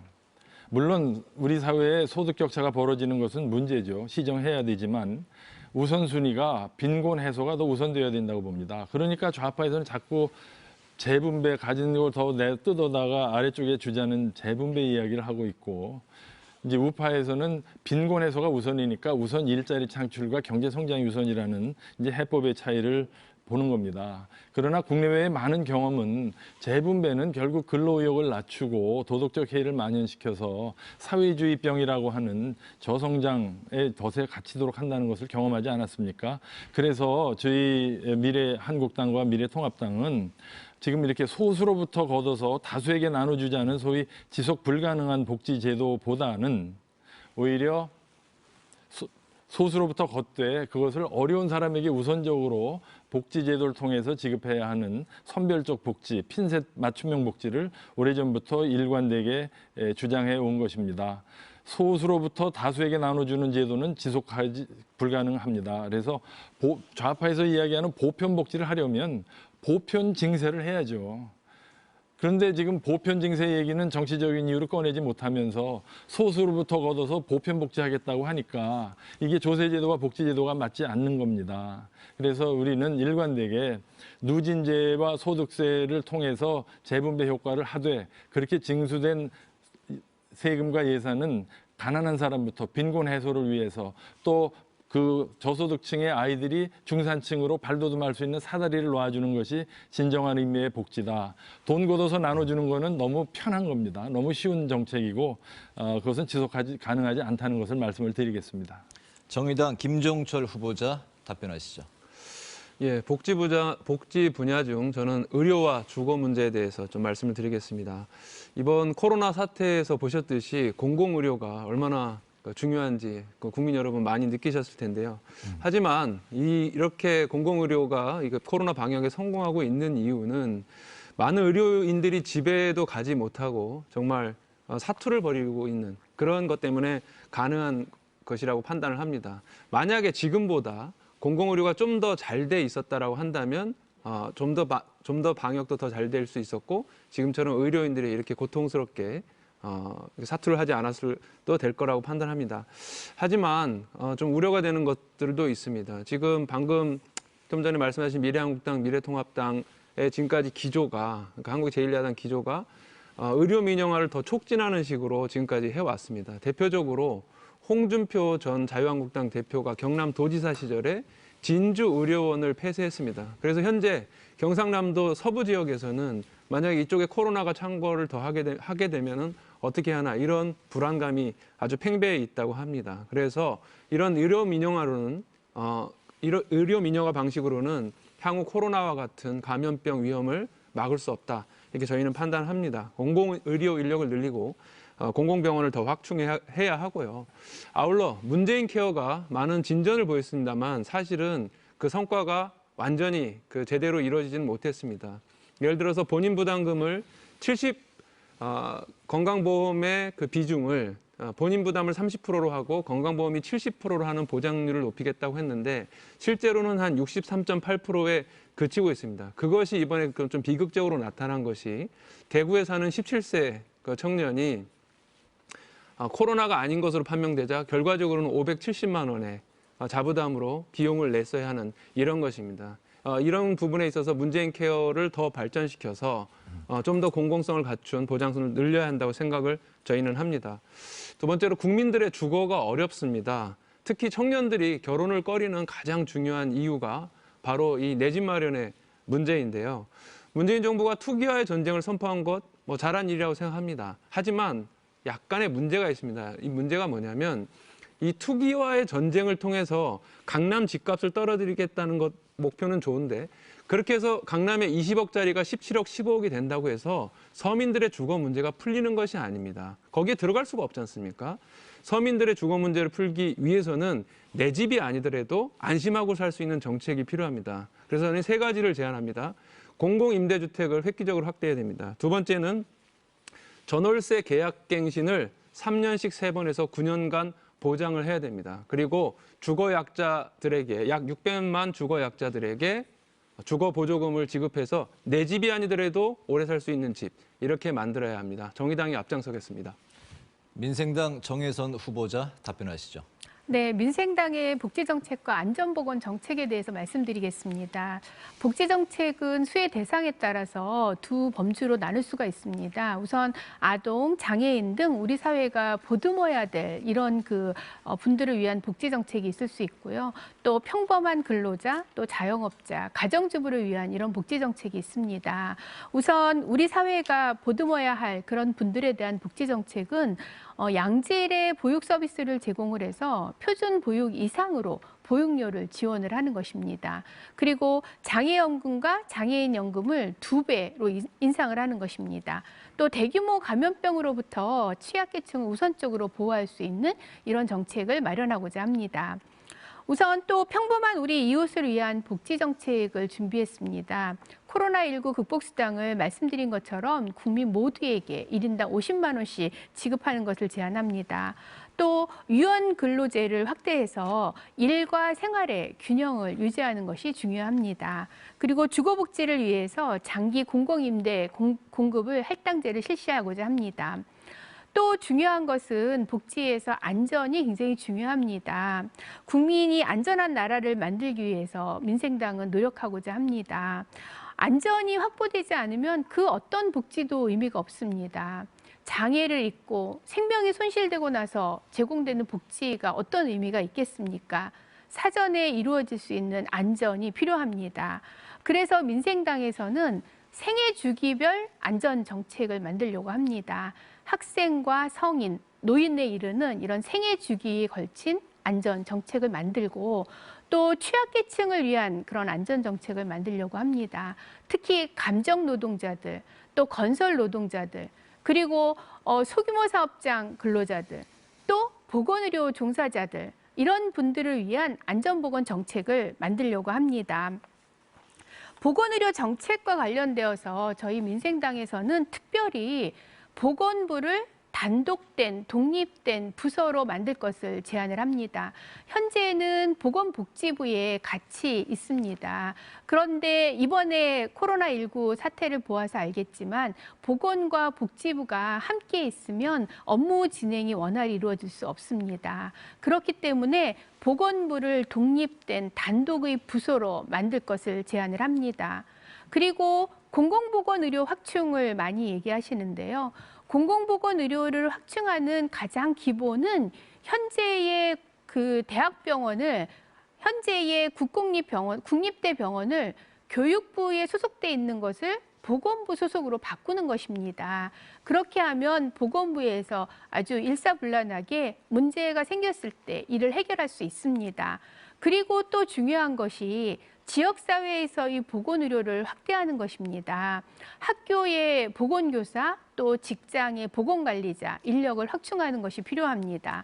전체 학교에 보건교사를 배치하게 하고 또 과대학급에는 보건교사를 2인 이상 배치해야 됩니다. 이번에 문제가 된 콜센터 같은 경우는 사업장에 보건관리자가 배치되어 있지 않습니다. 이렇게 보건관리자가 배치되어 있지 않은 사업장에 보건관리자를 배치하도록 해서 지역사회 감염을 예방해야 됩니다. 그리고 또 요양병원에서 감염관리 체계를 구축하는 것이 필요합니다. 저희 민생당은 이러한 복지 정책과 안전보건 정책을 만들어서 민생이 안전한 이런 나라를 만들도록 노력하겠습니다. 네, 이어서 복지 정책에 대한 자유 토론을 시작을 할 텐데요. 각자 자신의 자녀 시간을 확인을 하시면서 토론을 해 주시기 바랍니다. 더불어시민당 정필모 후보자 발언하시죠. 예, 극단적 보수주의자들은 흔히 모든 것을 시장에 맡기자고 합니다. 물론 시장이 효율성이 있을 때가 많습니다. 그렇지만 국민 생활에 정말 필수적인 그런 부분, 그 공적 서비스 영역을 시장에 맡겼을 때 이번 코로나 사태에서도 봤듯이 정말 공공의 어떤 그 안전을 보호하는데 속수무책일 수가 있습니다. 미래통합당과 미래한국당의 전신인 자유한국당이나 새누리당은 과거에 의료 민영화, 특히 영리병원 도입에 굉장히 적극적이었습니다. 정말 집요했습니다. 홍준표 지사 시절, 아까 김종철 후보님께서도 말씀했지만 진주의료원을 폐쇄시켰습니다. 과연 이런 의료원들이 더 많이 폐쇄됐다면 이번 코로나 사태에서 어떻겠습니까? 정말 생각만 해도 아찔합니다. 국민의 생명을 질병으로부터 지키는 것은 정말 복지 중의 복지입니다. 얼마나 중요한지 이번 코로나 사태에서 확인시켜줬습니다. 미래한국당 김종석 의원님께 묻겠습니다. 토론자입니다. 네, 지금도 후보가 아니신 분이 나와가지고 저희도 예. 섞갈립니다 지금. 지금도 미래한국당은 이런 미중의 사태에서 공공의료체계가 얼마나 중요한지를 느끼셨을 겁니다.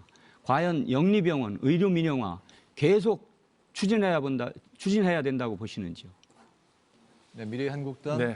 김종석 토론자 예, 답변하시겠습니다. 말씀을 드리겠습니다. 미래한국당도 여러 가지 따뜻한 사회를 만들기 위한 공약은 많이 있습니다. 나중에 시간이 되면 말씀을 드리겠고요. 우선 그 정필모 그 후보께서 질문하신 것에 대해서 여기서 이제 근본적인 어떤 이념이나 철학의 차이가 느껴집니다. 이게 일관되게 진보 진영에서는 시장은 불공정하고 기업은 탐욕스럽다. 국가만이 정의롭고 유능하다. 말이 좋아 정부지 정치인과 공무원이 구성하는 조직입니다. 저도 국회의원 4년 해봤지만 그렇게 정치인이나 공무원이 유능하고 공정한 사람들이 아니더라고요. 그래서 제가 깨고 싶은 미신이 하나 있습니다. 공공성은 정부만이 보장할 수 있다. 아닙니다. 얼마든지 민간 부문의 유연성과 창의력을 제도권 안에서 활용해서 공익을 지키는 사례는 수없이 많습니다. 시외버스도 있고 택시도 다 공공서비스지만 민간 기업이 하지 않습니까? 또 병원도 마찬가지고 학교도 마찬가지 아닙니까? 지금 아주 진보 진영의 자칭 진보라는 사람들을 보면 모든 것을 국가가 해야 공정하다고 생각하는데 지금 전문가들이 나중에 평가하겠지만 왜 지금 스페인이나 이태리에서 저렇게 난리가 났겠습니까? 공공의료 시스템이 잘 돼 있는 곳에서 그런 거 아닙니까? 오히려 대한민국은 민간 부문의 의료진들이 더 창의적으로 열성적으로 하니까 이 사람들을 공무원을 만들어서 더 정의롭고 열심히 일할 수 있다고 보장할 수 있겠습니까? 저는 오히려 공공성은 정부가 제도를 잘 만들고 민간의 창의력과 생산성이 가미되면 저는 그게 지금 대한민국의 의료 시스템이라고 생각합니다. 전 세계가 부러워하고 있지 않습니까? 그래서 이렇게 정부와 시장의 무슨 양립 관계가 아니라 정부는 정부 기능을 제대로 하고 시장과 민간의 창의력을 적극적으로 활용하는 것이 필요하다고 그래서 우리 당에서는 일관되게 오래전부터 민간의 병원을 활성화시켜야 된다는 것을 말씀드렸고요.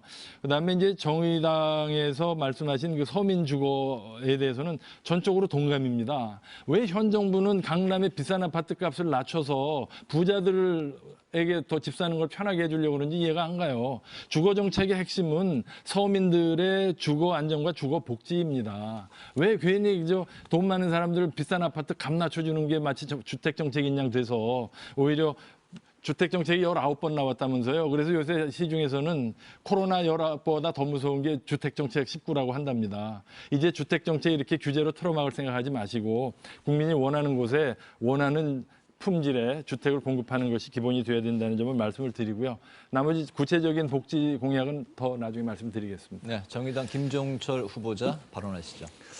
예, 미래한국당 김종석 후보자께서 저희 이걸 칭찬해 주셔서 근데 저는 좀 약간 비판을 해야 되겠는데 제가 이 토론 준비하면서 그 미래한국당은 공약이 이렇게 거의 없어가지고 미래통합당하고 자매정당이니까 미래통합당 공약을 주거부동산 공약을 봤거든요. 근데 뭐 청년 신혼부부 주택 대폭 공급 뭐 이런 식으로는 있는데 사실상 대다수 그 서민들이 거주하고 있는 예를 들면 전세 월세에 대한 대책은 제가 본 한에서는 하나도 없습니다. 하나도 없고 그렇기 때문에 혹시 오늘 대책이 있으신지 해서 여쭤보고 싶은데 그 있으시면 말씀을 해 주시고요. 근데 주거 관련해서 대책이 또 그 나와 있는 내용이 뭐냐면은 종부세 대폭 완화, 그다음에 다주택자 양도 중과세 폐지. 그러니까 집이 많은 사람들이 집을 막 이렇게 양도할 때 그 중과세 하는 걸 폐지하겠다는 거죠. 그러니까 쉽게 팔아라, 돈 띄었을 때. 그다음에 주택담보대출 규제 완화. 이게 핵심적인 공약이에요. 이게 서민 주거 복지냐 아니면 다주택자 복지냐, 투기 세력 복지냐. 이런 거 이렇게 충분히 질문할 수 있다고 생각합니다. 어떻게 생각하십니까? 이 부분에 대해서는. 방금 저희를 칭찬하셨기 때문에 거꾸로 여쭤보는 겁니다. 시간 절약하겠습니다. 나중에 말씀드리겠습니다. 네, 이어서 어느 분 발언하시겠습니까? 네, 민생당 정혜선 후보자 말씀하시죠. 네, 더불어시민당의 정필모 후보님께 질문 드리겠습니다. 코로나19 대책의 일환으로 감염병 전문병원을 만들겠다 이렇게 말씀하셨는데요. 우리나라의 감염병이 매년 발생하는 것이 아닙니다. 5년이나 7년에 한 번을 주기로 해서 발생을 하고 있는데 감염병 전문병원을 만든다면 감염병이 발생하지 않았을 때는 그 감염병 전문병원을 어떻게 활용할 수 있는지에 대한 것과 지금 감염병 관리를 위해서 보건의료 인력의 역할이 굉장히 중요하다는 것을 우리 모두 알았습니다. 그런데 특히 간호 인력이라든지 많은 그 인력들이 급여가 굉장히 낮고 처우가 굉장히 안 좋습니다. 이런 것들에 대해서 어떻게 개선하면 좋을지 하는 의견을 여쭙니다. 네, 어느 분께 네. 더불어시민당 정필모 후보자 후보님께 답변하시겠습니까? 여쭙니다. 예, 우선 그 감염병 전문 병원과 관련해서는 사실 지구 온난화라든지 여러 가지 환경적 요인에 의해서 그 감염병과 같은 전염병들이 굉장히 잦아지고 있습니다.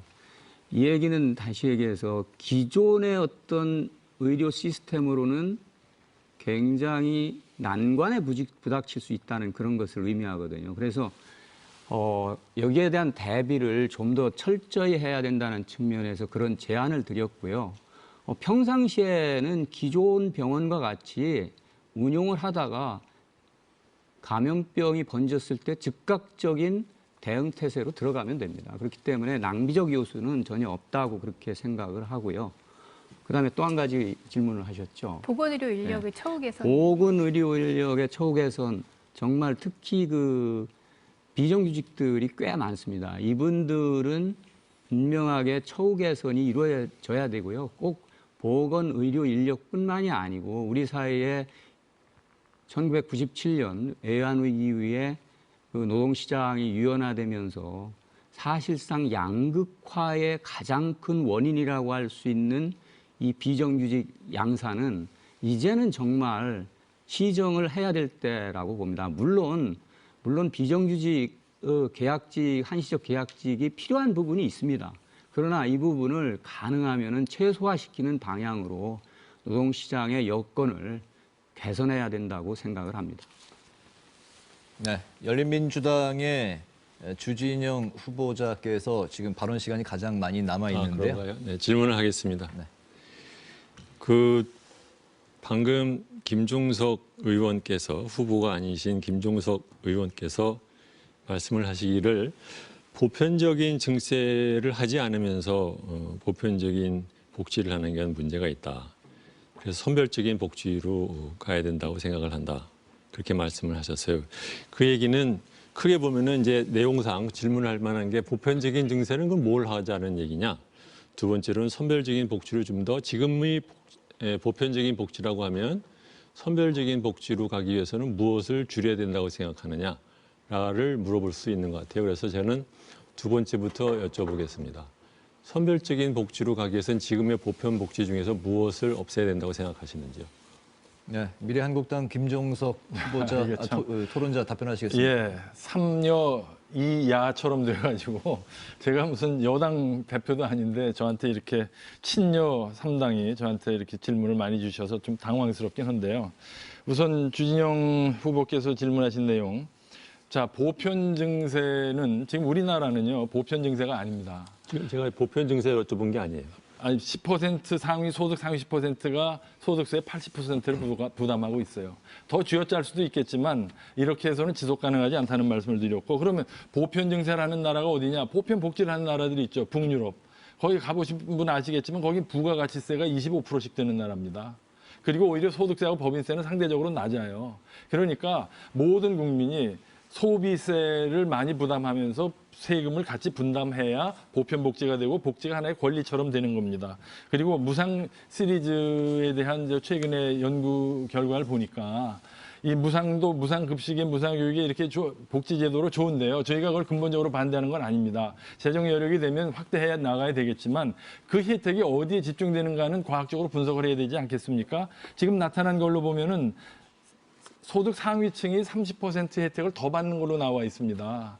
그러니까 무상교육에 무상급식에 아동수당에 주다 보니까 똑같이 주니까 소득수준과 무관하게 오히려 소득이 많은 사람 쪽에 더 혜택이 간다 이거죠. 저희가 볼 때 이거는 공정한 게 아니에요. 제가 아까 모두에 말씀드린 대로 복지의 기본 철학은 어려운 사람부터 돕고 이분들이 빈곤 탈출을 하고 이분들과 이분들의 아이들이 중산층으로 발돋움할 수 있게 경제적 기회를 드리는 게 복지지. 자꾸 나눠줘가지고 지금 어떻게 됐습니까? 문재인 정부 3년 동안에 저소득 하위 20층의 소득이 근로소득이 감소했고 이걸 세금으로 메워주다 보니까 지금 근로소득보다 이전소득, 즉 보조금이 더 많은 상태가 되지 않았습니까? 이건 통계청 웹사이트 가면 확인할 수 있습니다. 이게 뭡니까? 사람이 일을 해서 먹고 살아야지 정부가 주는 돈이 절반이 넘으면 이거는 받는 사람은 좋을지 모르지만 근로의욕 상실이고 나중에 성장의 저해 요인이 됩니다. 이분들을 위해서라도 이런 부도덕한 정책은 폐기되어야 한다고 보고요. 저희도 이 의료 인력 확충, 처우 개선 공약에 들어 있고요. 그런데 안타까운 거는 지금 우리나라의 의료 인력을 대표하는 의사협회가 있지 않습니까? 이 사람들이 현 정부의 의료 정책에 대해서 가장 지금 반발하고 있습니다. 그러면서 의료 인력 처우 개선, 저는 그분들하고 진지한 대화를 나눠볼 것을 제안드립니다. 네, 이어서 어느 분 발언하시겠습니까? 제가 마저 하겠습니다. 네, 열린민주당 주진영 후보자 말씀하시죠. 지금 국민 여러분 잘 들으셨죠? 또다시 같은 방법을 쓰고 계십니다. 열을 내서 막 말을 하는 것 같지만 막상 구체적인 것은 아무도 얘기를 안 하셨어요. 저는 처음에 시작할 때 구체적인 안을 갖고 얘기를 했고 질문 역시 구체적인 질문을 했습니다. 대답은 계속해서 이념적인 열변으로만 답하고 있습니다. 네, 이어서 어느 분 발언하시겠습니까? 제가 잠깐 이제 의사진행 발언할게요. 지금 우리는 각 당의 대표 정책과 공약을 이야기하는 자리입니다. 어떤 한 후보나 토론자의 답변 태도나 개인적인 배경을 이야기하는 것은 적절치 않습니다. 사회자께서 좀 제지해 주시기 바랍니다. 네, 주제와 관련된 발언을 다시 한번 당부드리겠습니다. 정의당 김종철 후보자 말씀하시죠. 네. 의료 인력 확대가 이제 다 공약에 들어있다고 이제 하시는데 사실은 지난 20년간 의사수 확보를 위한 의대 정원 확대라든가 이런 거는 거의 이루어지지 않았습니다. 특히나 이제 그 서남대라고 해서 전북 남원에 있었던 그 대학교의 의대가 새로 거기다 폐교되면서 새로 거기다가 이제 공공 의대를 짓는다고 하는데 그것도 새로 인력을 늘리는 것이 아니라 서남대 의대에 있었던 약 40여 명의 학생들이 원광대하고 그다음에 그 전북대에 가 있는데 이 학생들을 다시 불러 모으는 이런 정도밖에 사실상 추진되지 않는 것이 현실입니다. 그것이 지난 20년 동안 있었던 일이기 때문에 지난 20년 동안 정권을 담당했었던 현재 더불어민주당과 미래통합당은 그런 부분에 있어서는 둘 다 반성을 해야 된다고 저는 생각을 합니다. 더불어시민당에게 하나만 좀 여쭤보고 싶은데 아까 제가 그 미래한국당 그 김종석 토론자께 서민들을 위한 주거 안정 정책은 없고 종부세 완화, 그다음에 다주택자 양도세 그 중과 폐지 이런 것밖에 없다라고 말씀을 드렸는데 최근에 더불어민주당이죠. 더불어민주당을 더불어시민당한테 여쭤보려니까 참 이게 좀 괴로운 일입니다. 그리고 참 우리 정치에 안타까운 일인데 더불어민주당의 후보들이 종부세를 완화해 주자 이렇게 나왔고 그다음에 이낙연 선대위원장도 당정청이 모여서 그걸 하겠다 이렇게 얘기를 했습니다. 그런데 실제로 종부세라고 하는 것이 굉장히 어마어마한 것처럼 지금 그 얘기가 되고 있지만 특히 1가구 1주택자, 1가구 1주택자의 경우에는 이것을 감면해 주자 이렇게 말씀을 하시지만 실제로 예를 들면 강남의 1주택자가 15년 그리고 고령자일 경우에는 총 합쳐서 약 80%의 공제를 받습니다. 그러니까 오래 소유하고 있었고 연세가 좀 있으면 있을수록 더 많이 공제되고 그것은 50%에서 80%까지 공제가 되고 있는데 이것을 왜 이렇게 추진하고 있는지 그거 참 우려되는 대목이고 기존에 문재인 정부에서 보유세 강화라든가 이런 거에서 투기 잡겠다는 거하고 좀 다른 정책 아닙니까? 네. 물론 저희가 투기적 수요를 막기 위해서 보유세를 강화하는 방향에 대해서는 원칙적으로 이거는 맞다고 보고요. 다만 이제 1가구 1주택 어르신들 특히 이제 별다른 소득 없이 은퇴하신 분들은 사실 세부담이 적지 않습니다. 다른 소득이 없기 때문에 대부분 집 한 채 가지고 연금이나 이런 것들로 생활하시는 분들인데요. 이런 분들한테 이제 퇴로를 열어줄 필요가 있지 않느냐 하는 이제 생각에서 그쪽 지역에 출마하신 후보들이 그런 제안들을 하고 있는 것으로 이해하고 있고요. 그런 측면에서는 보유세는 강화하더라도 거래세는 좀 낮춰야 되는 것이 아니냐는 생각을 하고 있습니다. 다른 선진국에서도 대부분 보유세는 강화하고 거래세는 낮추는 방식의 그런 정책을 많이 쓰고 있는 것으로 알고 있습니다. 사실 그 집 한 채 가진 어르신들이 보유세 부담으로 인해서 여러 가지 노후 생활에 어려움을 겪고 있다는 측면에서 보면은 이해 못할 바는 아닙니다. 그런 면에서는 뭔가 그 부동산 세제를 이분들한테 뭔가 퇴로를 열어주는 방식으로 개선해야 될 필요가 있다는 데 대해서는 저희들도 공감을 하고 있고요. 다만 투기적 수요를 차단하는데 방해가 된다면은 그것은 투기적 수요가 없어질 때까지는 해서는 안 된다고 봅니다. 네, 이어서 민생당 정혜선 후보자 발언하시죠. 네, 저 열린민주당의 주진영 후보의 의견을 듣고 싶습니다. 우리나라 국민의 60%가 일하는 사람, 직장인들입니다. 직장인들의 안전과 건강을 확보하기 위해서는 일하는 사람들의 근로 시간이 적절하게 이루어지는 것이 필요합니다. 지금 우리는 주 52시간을 갖고 있는데 실제로 이것이 지켜지지 않는 곳이 굉장히 많습니다.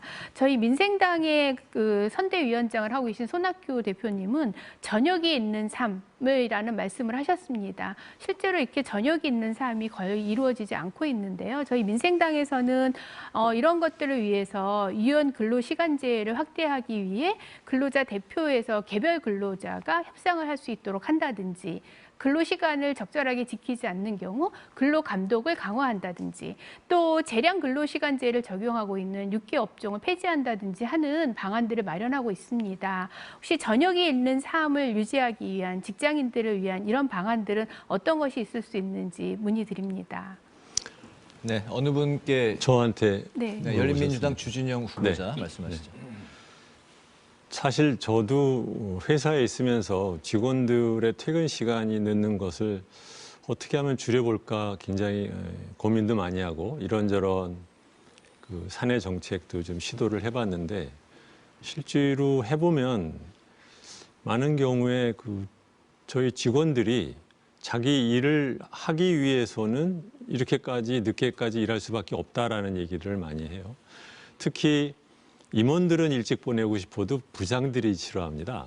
그래서 자 그러면은 결국은 그 얘기는 뭐냐면 직원을 늘리면 좀 더 퇴근을 일찍 하지 않을까 이렇게 생각하는데 그렇다고 해서 저희 회사가 대단하게 무슨 수익률이 높은 이익률이 높은 회사도 아니란 말이죠. 그러니까 이게 회사 입장에서 굉장히 고민스럽습니다. 그러니까 일을 줄이고 싶은데 일을 줄이면서도 효과적으로 잘하기 위해서 무엇을 하느냐라는 게 이게 단 하나의 기업이 할 수 있는 일은 아닌 것 같고, 두 번째로는 정부가 일방적으로 그 숫자를 맞춰서 모두 다 획일적으로 하라는 식으로 어프로치하는 것도 딱히 맞는 것 같지는 않고, 전체적으로 줄이는 건 맞는데, 그래서 경영자로서의 경험상 이것은 제도적인 측면, 두 번째로는 노사 간의 합의, 세 번째로는 복지제도를 개선을 해서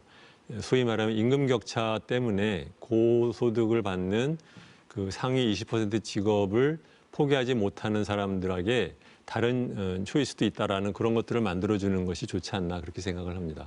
네, 이어서 어느 분 발언하시겠습니까? 네, 정의당 김종철 후보자 발언하시죠.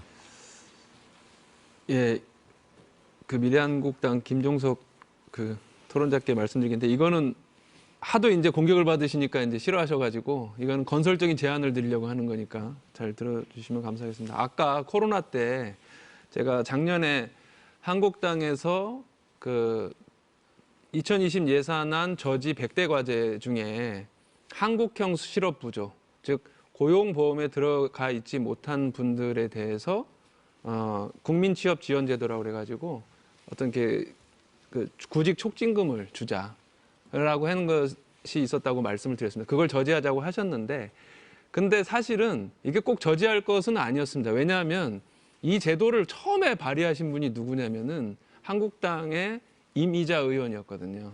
그분이 제일 먼저 발의를 했습니다. 그래서 사실은 저지할 이유가 없었는데, 그 당시에 그걸 막아야 되겠다고 했었던 결정적인 이유는 당시 한국당이 좀 배제된 상태에서 나머지 당들이 4+1로 통과시키니까 약간 화가 나셔서 그렇다고 저는 생각을 합니다. 그런 점에서 보면 지금 코로나 위기로 굉장히 좀 어렵고 한데, 그렇다 한다면 이 고용보험에도 가입돼 있지 않아서 고용유지 지원금도 혜택이 안 되고, 또 실업급여라든가 이런 것도 제대로 받지 못하는 이 취업자 중에 47%, 약 1200만 명을 위한 이 한국형 실업부조 국민 취업 지원 제도에 대해서 동의해 주실 생각은 없는지. 왜 이게 중요하냐면 미래통합당이 동의를 안 하면은요, 이게 예산은 7월부터 하게 만들어져 있는데 부대 조건이 관련 법이 통과될 때만 시행하다, 이렇게 조건이 달려 있습니다. 그래서 이것을 동의해 주실 의향이 있는지, 저는 꼭 동의해 줬으면 좋겠다, 이런 건설적인 좀 제안을 드리고 싶습니다. 전 시간이 모자라서요. 네, 미래한국당 김종석 토론자께서는 59초의 시간이 남아 있는데요. 네. 그러면 이어서 어느 분께서 시간도 부족하신 것 같으니까 네, 열린민주당 주진영 후보자. 네, 몰아서 결국은 대답 안 하실 겁니다. 근데 자꾸 그런 네, 제지 좀 해주십시오. 제가 질문하겠습니다. 개인적인 여기는 언급하지 않았으면 네, 좋겠습니다. 질문하겠습니다. 네. 아까 그 모든 문제를 국가가 다 해결할 수 없다. 시장이 해결하는 방법도 얼마든지 있다라고 하면서 거기까지는 제가 동의를 했어요. 근데 그 다음 예로 들으셨어요. 뭐냐면 시내버스도 있다, 학교도 있다. 그래서 제가 약간 속으로 실소를 했는데, 지금 시내버스 그 비용 중에 대부분을 국가가 지원합니다. 학교, 지금 사립 중고등학교의 경우에 예산의 거의 90%를 국가가 지원합니다. 대학교의 경우에는 한 반이 됩니다. 그래서 왜 예를 들으셔도 저런 예를 들으셨는지 그게 좀 궁금합니다. 네. 그 답변을 듣기 전에 그 미래한국당의 이제 김종석 토론자만, 오늘 나머지 분들은 전부 이제 후보자인데 혼자서만 토론자라 관련 발언이 나오는데, 김종석 토론자께서는 중앙선관위가 주관하는 토론회 자격을 갖추고 오늘 토론에 임하고 계시다는 걸 말씀을 드리겠습니다. 미래한국당 김종석 토론자 발언하시겠습니까? 우리 주진영 후보자 1분 30초 저한테 주시면 답변을 자세히 드리겠습니다만 그럴 수는 없죠. 네, 어느 분께서 발언하시겠습니까? 네, 민생당 정혜선 후보자 말씀하시죠. 네, 우리 코로나19 사태를 보면서 굉장히 우리 사회의 약한 고리 중에 하나가 콜센터 상담사들이라는 것을 알게 되었습니다.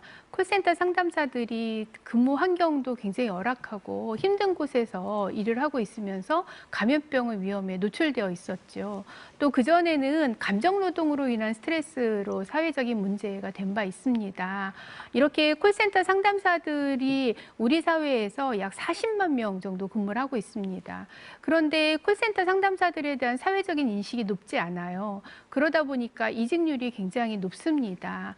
그런데 앞으로 우리 사회가 점점 발전해 가려면 이 콜센터 상담사들이 점점 더 많아질 것으로 생각이 됩니다. 그렇기 때문에 이 콜센터 상담사들의 처우 개선, 그리고 콜센터 상담사들을 위한 근무 환경의 지원, 이런 것들이 굉장히 필요하다고 생각이 됩니다. 그래서 저희 민생당에서는 콜센터 상담사들을 위한 처우 개선을 위해 감정노동 힐링 수당을 만들어서 콜센터 상담사들을 지원해 주는 그런 안을 마련했습니다.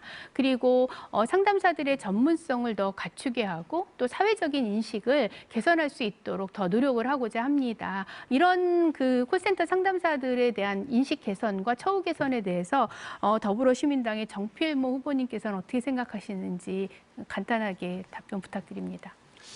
제가 저는 뭐 그런 부분에 대해서는 뭐 저희 당도 공감을 하고 있고요.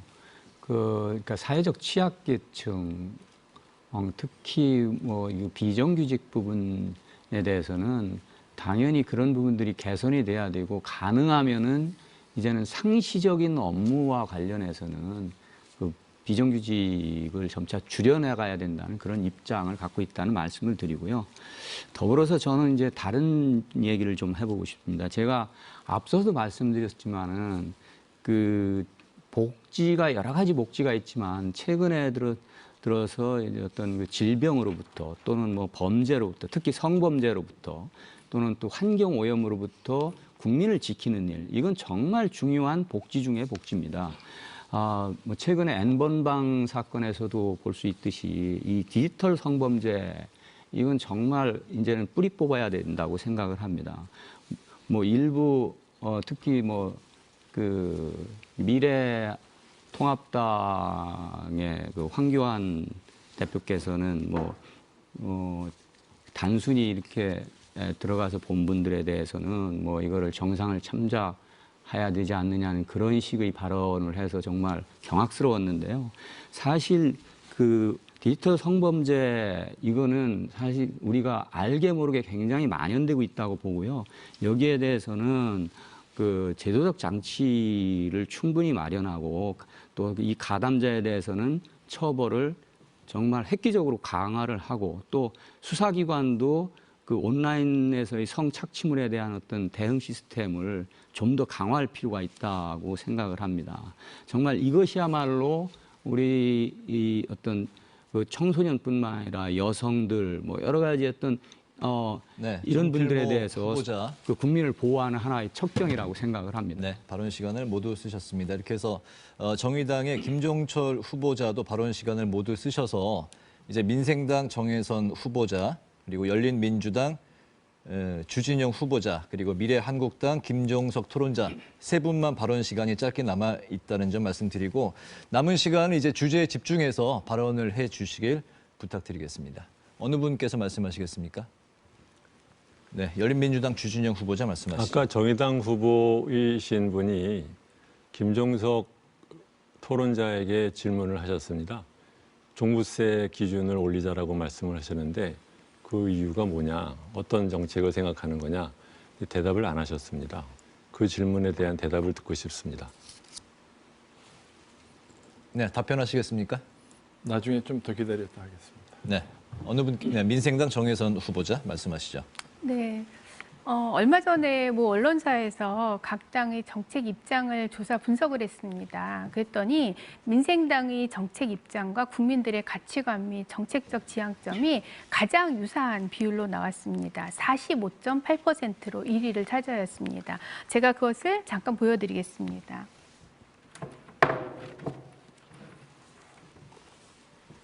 바로 이 조사인데요. 이 조사에 의하면은 단순 계산만으로도 2천만 명의 국민과 또 민생당의 가치관이 정책 지향이 굉장히 유사하다 하는 것을 볼 수가 있습니다. 무엇보다도 민생당은 서민과 중산층을 대변하는 그런 유일한 정당입니다. 이 언론의 기사에서 바로 이것을 확인해주고 있고 또 민생당의 정체성이 바로 이것이라고 생각을 합니다. 여러 당들에 대한 거부감이 있는 것도 사실입니다. 저희 민생당은 일반적인 서민, 중산층의 생각을 반영을 하고 크게 말하지 않고 조용히 있지만 국가가 그런 사람들의 안전과 건강을 챙겨주기를 바라는 민생을 위해서 바치겠습니다. 오로지 민생을 위해서 민생의 안전과 건강, 복지를 책임지는 민생당이 되도록 노력하겠습니다. 네, 발언 시간을 모두 쓰셨습니다. 이제 열린민주당 주진영 후보자, 미래한국당 김종석 토론자 두 분만 발언하실 수가 있습니다. 제가 마지막으로 질문을 하나 드리겠습니다. 이번엔 좀 쉽게 해드릴게요. 그 미래한국당 공약을 보다 반가운 게 있었습니다. 뭐가 있었냐면 그 건강보험료를 책정할 때 소득 기준으로 하자. 제가 모두에 말씀드린 정책이랑 같습니다. 어떻게 그런 생각을 하게 되셨는지 그 취지를 좀 듣고 싶습니다. 우선 9억을 그 종부세 대상 기준으로 한 것은 지금 서울시의 아파트의 절반이 9억이 넘습니다. 누가 이렇게 했습니까? 현 정부가 그렇게 했어요. 정부 정책 실패로 집값 올려놓고 종부세를 때리니까 내는 사람들이 황당할 거 아니에요. 자기는 아무것도 한 거 없는데 집값 올려놓고 정책 실패를 또 세금으로 걷어간단 말이죠. 자, 일단 저 여기까지만 말씀하겠습니다. 네. 결국은 대답을 안 하시겠다는 말씀이죠. 무슨 질문이요? 건강보험료를 소득 기준으로. 네. 그럼 당연하죠.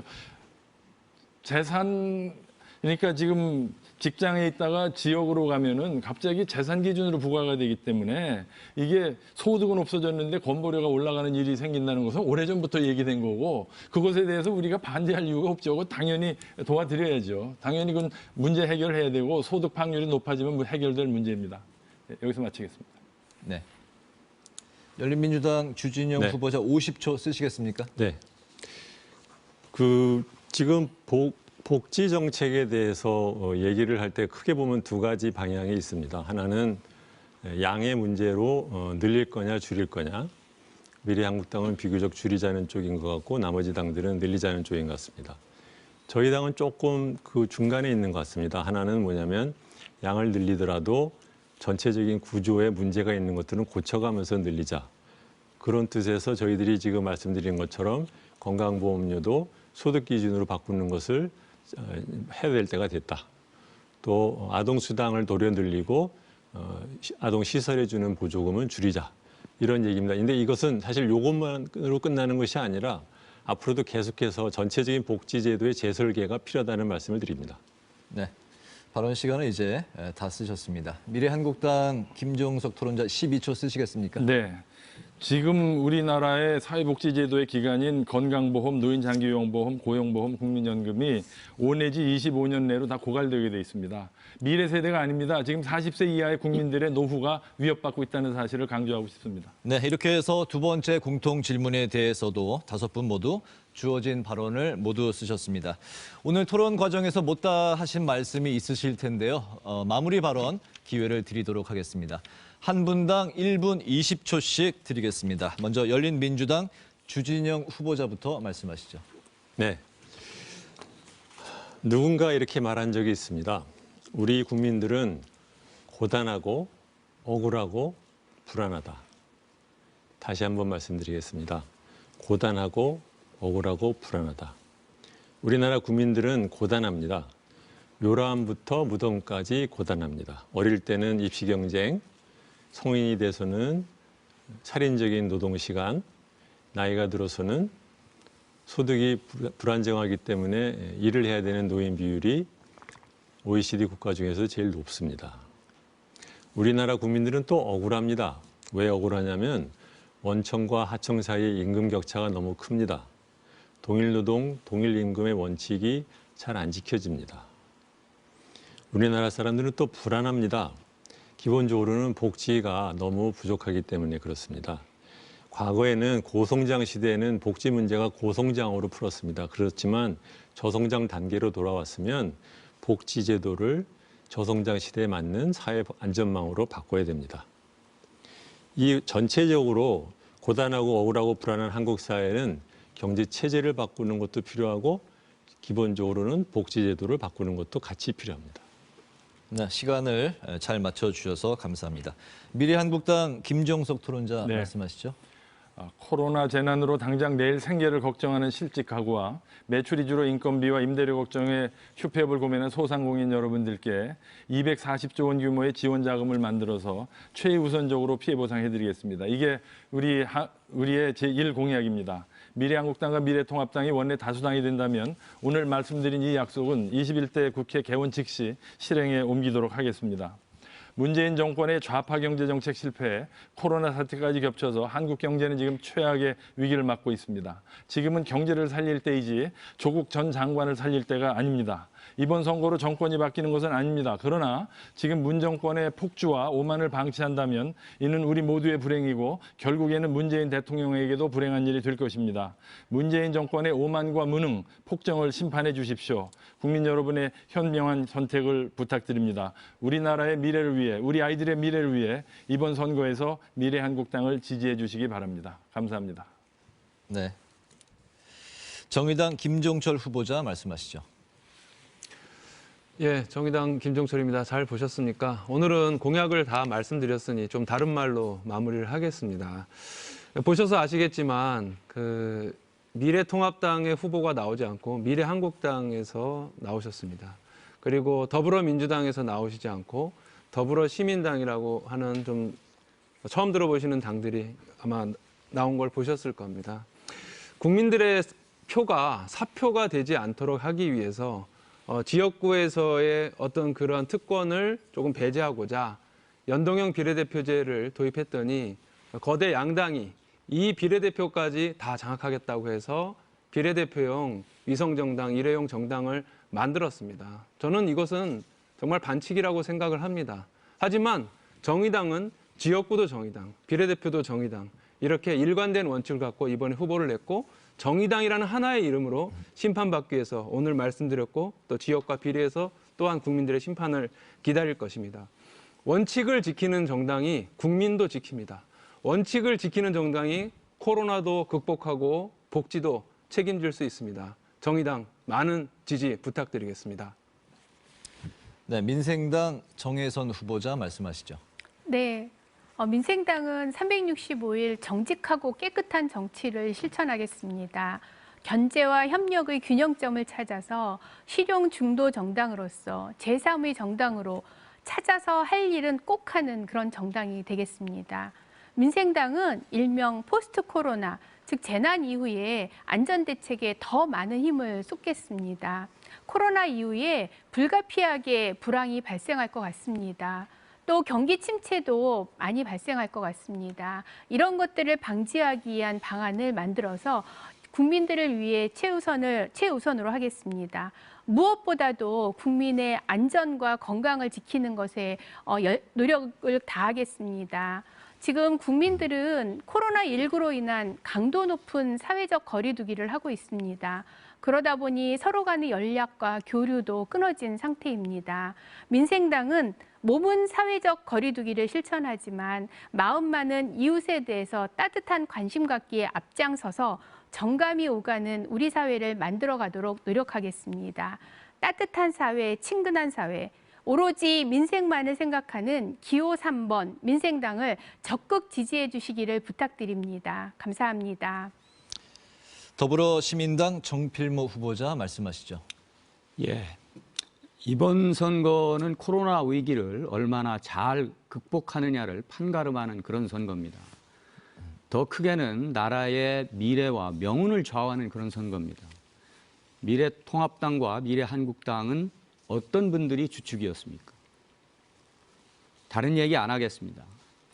메르스 사태 때 우왕좌왕하다가 제대로 조치를 취하지 못해 큰 후유증이 남게 만든 책임자분들이 많습니다.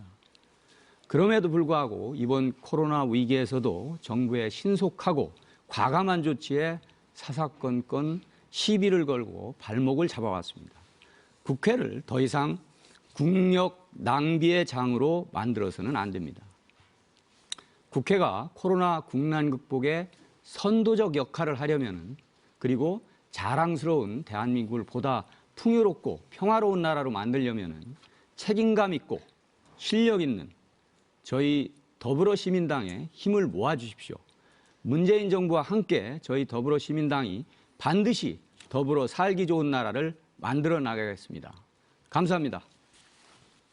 네. 현재 김종석 미래한국당 토론자, 네, 그 시간 안 쓰시겠다는 거고요. 네, 정의당 김종철 후보자 5초, 정필모 후보자 18초 남으셨는데 네, 쓰지 않겠습니다. 다 안 쓰시겠습니까? 네. 그럼 이렇게 해서 마무리 발언까지 모두 마쳤습니다. 코로나19로 인해서 이번 선거 분위기 참 많이 달라졌습니다. 후보자 TV 토론이 그만큼 더 중요해졌는데요. 후보자 토론회 시청이 유권자 여러분의 선택에 많은 도움이 되었으면 하는 바람입니다. 지역구 국회의원 선거 후보자 토론회도 각 지역에서 개최가 되는데요. 중앙선거방송토론위원회 홈페이지 등을 통해서 이 모든 후보자 토론회를 다시 보실 수 있다는 점 말씀드립니다. 비례대표 국회의원 선거 후보자 토론회는 앞으로 2차례 더 열립니다. 바로 내일 오후 2시에 있고 또 이번 주 목요일 오전 10시에 개최가 되니까요. 계속해서 많은 관심과 시청을 부탁드리겠습니다. 오늘 진지하게 토론을 벌여주신 토론자 5분 모두 수고 많으셨고요. 함께해 주신 시청자 여러분께도 감사드립니다. 이것으로 중앙선거방송토론위원회가 마련한 첫 번째 비례대표 국회의원 선거 후보자 토론회 마치도록 하겠습니다. 여러분 고맙습니다.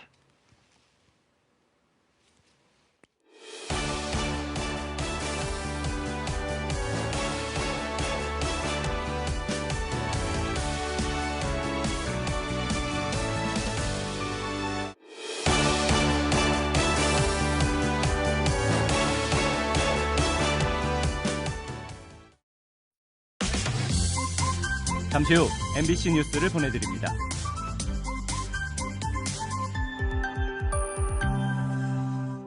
전 전혀 모르는 일이에요. 왜 계속 모르는 척 하세요? 분명히 리셋에 대해서 알고 있는 사람일 겁니다. 메시지 대체 무슨 뜻이에요? 왜 사람들이 죽는 건데요? 그 정도는 알 거 아니에요. 봉사놀이 열심히들 하시오. 주 씨도 나 못 믿어서 지금 확인한 거죠? 영우, 나의